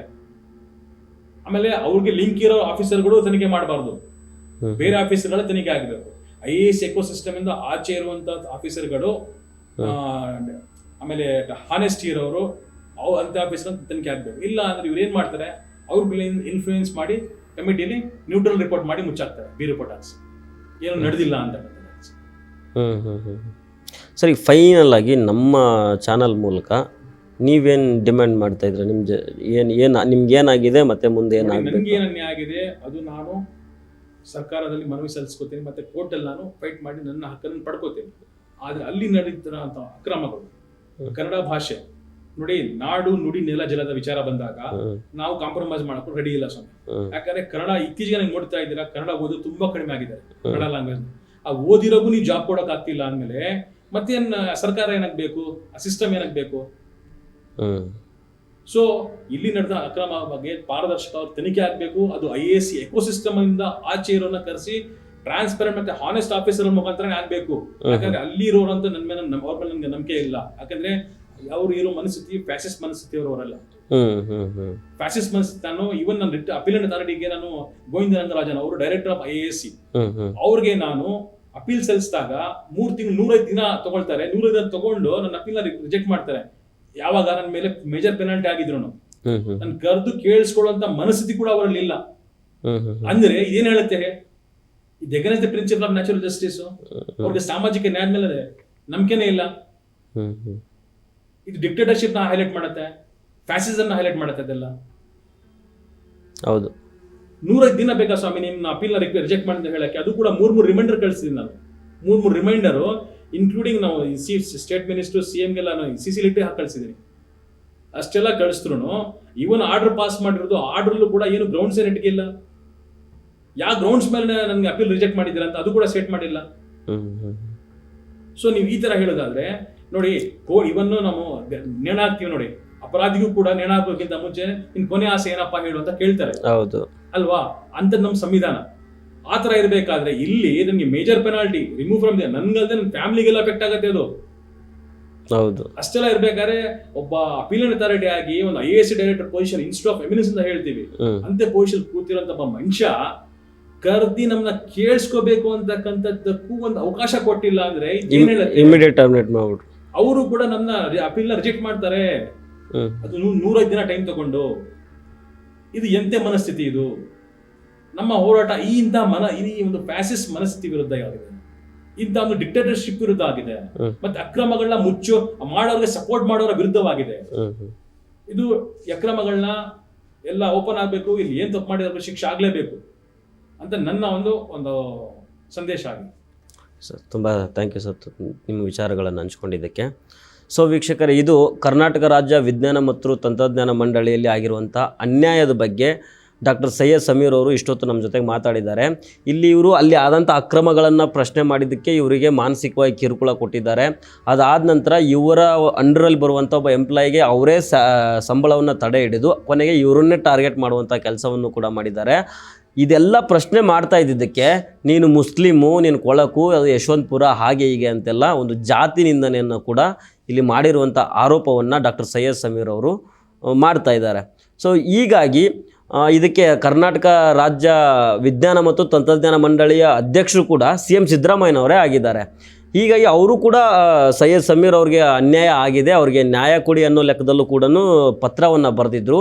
ಆದರೂ ಕೂಡ CM ಲೆಟ್ರಿಗೂ ಕೂಡ ಆ ಮಂಡಳಿಯವರು ಈ ತನಕ ಕ್ಯಾರೆ ಅಂತಲೂ ಹೇಳಿಲ್ಲ. ಸೊ ಹೀಗಾಗಿ ಇದರ ಬಗ್ಗೆ ನಾವು ಇಷ್ಟೊತ್ತು ಮಾತಾಡಿದ್ದೀವಿ. ನೋಡೋಣ ಮುಂದೆ ಈ ಮಂಡಳಿಯ ಬಗ್ಗೆ ಏನಾಗುತ್ತೆ ಅಂತ, ಅದನ್ನು ನಾವು ಫಾಲೋ ಅಪ್ ಮಾಡ್ತಾ ಇರ್ತೀವಿ. ಮುಂದೆ ಏನಾದರೂ ಡೆವಲಪ್ಮೆಂಟ್ ಬಂದರೆ ನಾವು ಅದನ್ನು ತಮಗೆ ತಿಳಿಸೋ ಕೆಲಸವನ್ನು ಮಾಡ್ತಾ ಇರ್ತೀವಿ. ನೋಡ್ತಾ ಇರಿ ಫಸ್ಟ್ ಕನ್ನಡ. ನಮಸ್ಕಾರ.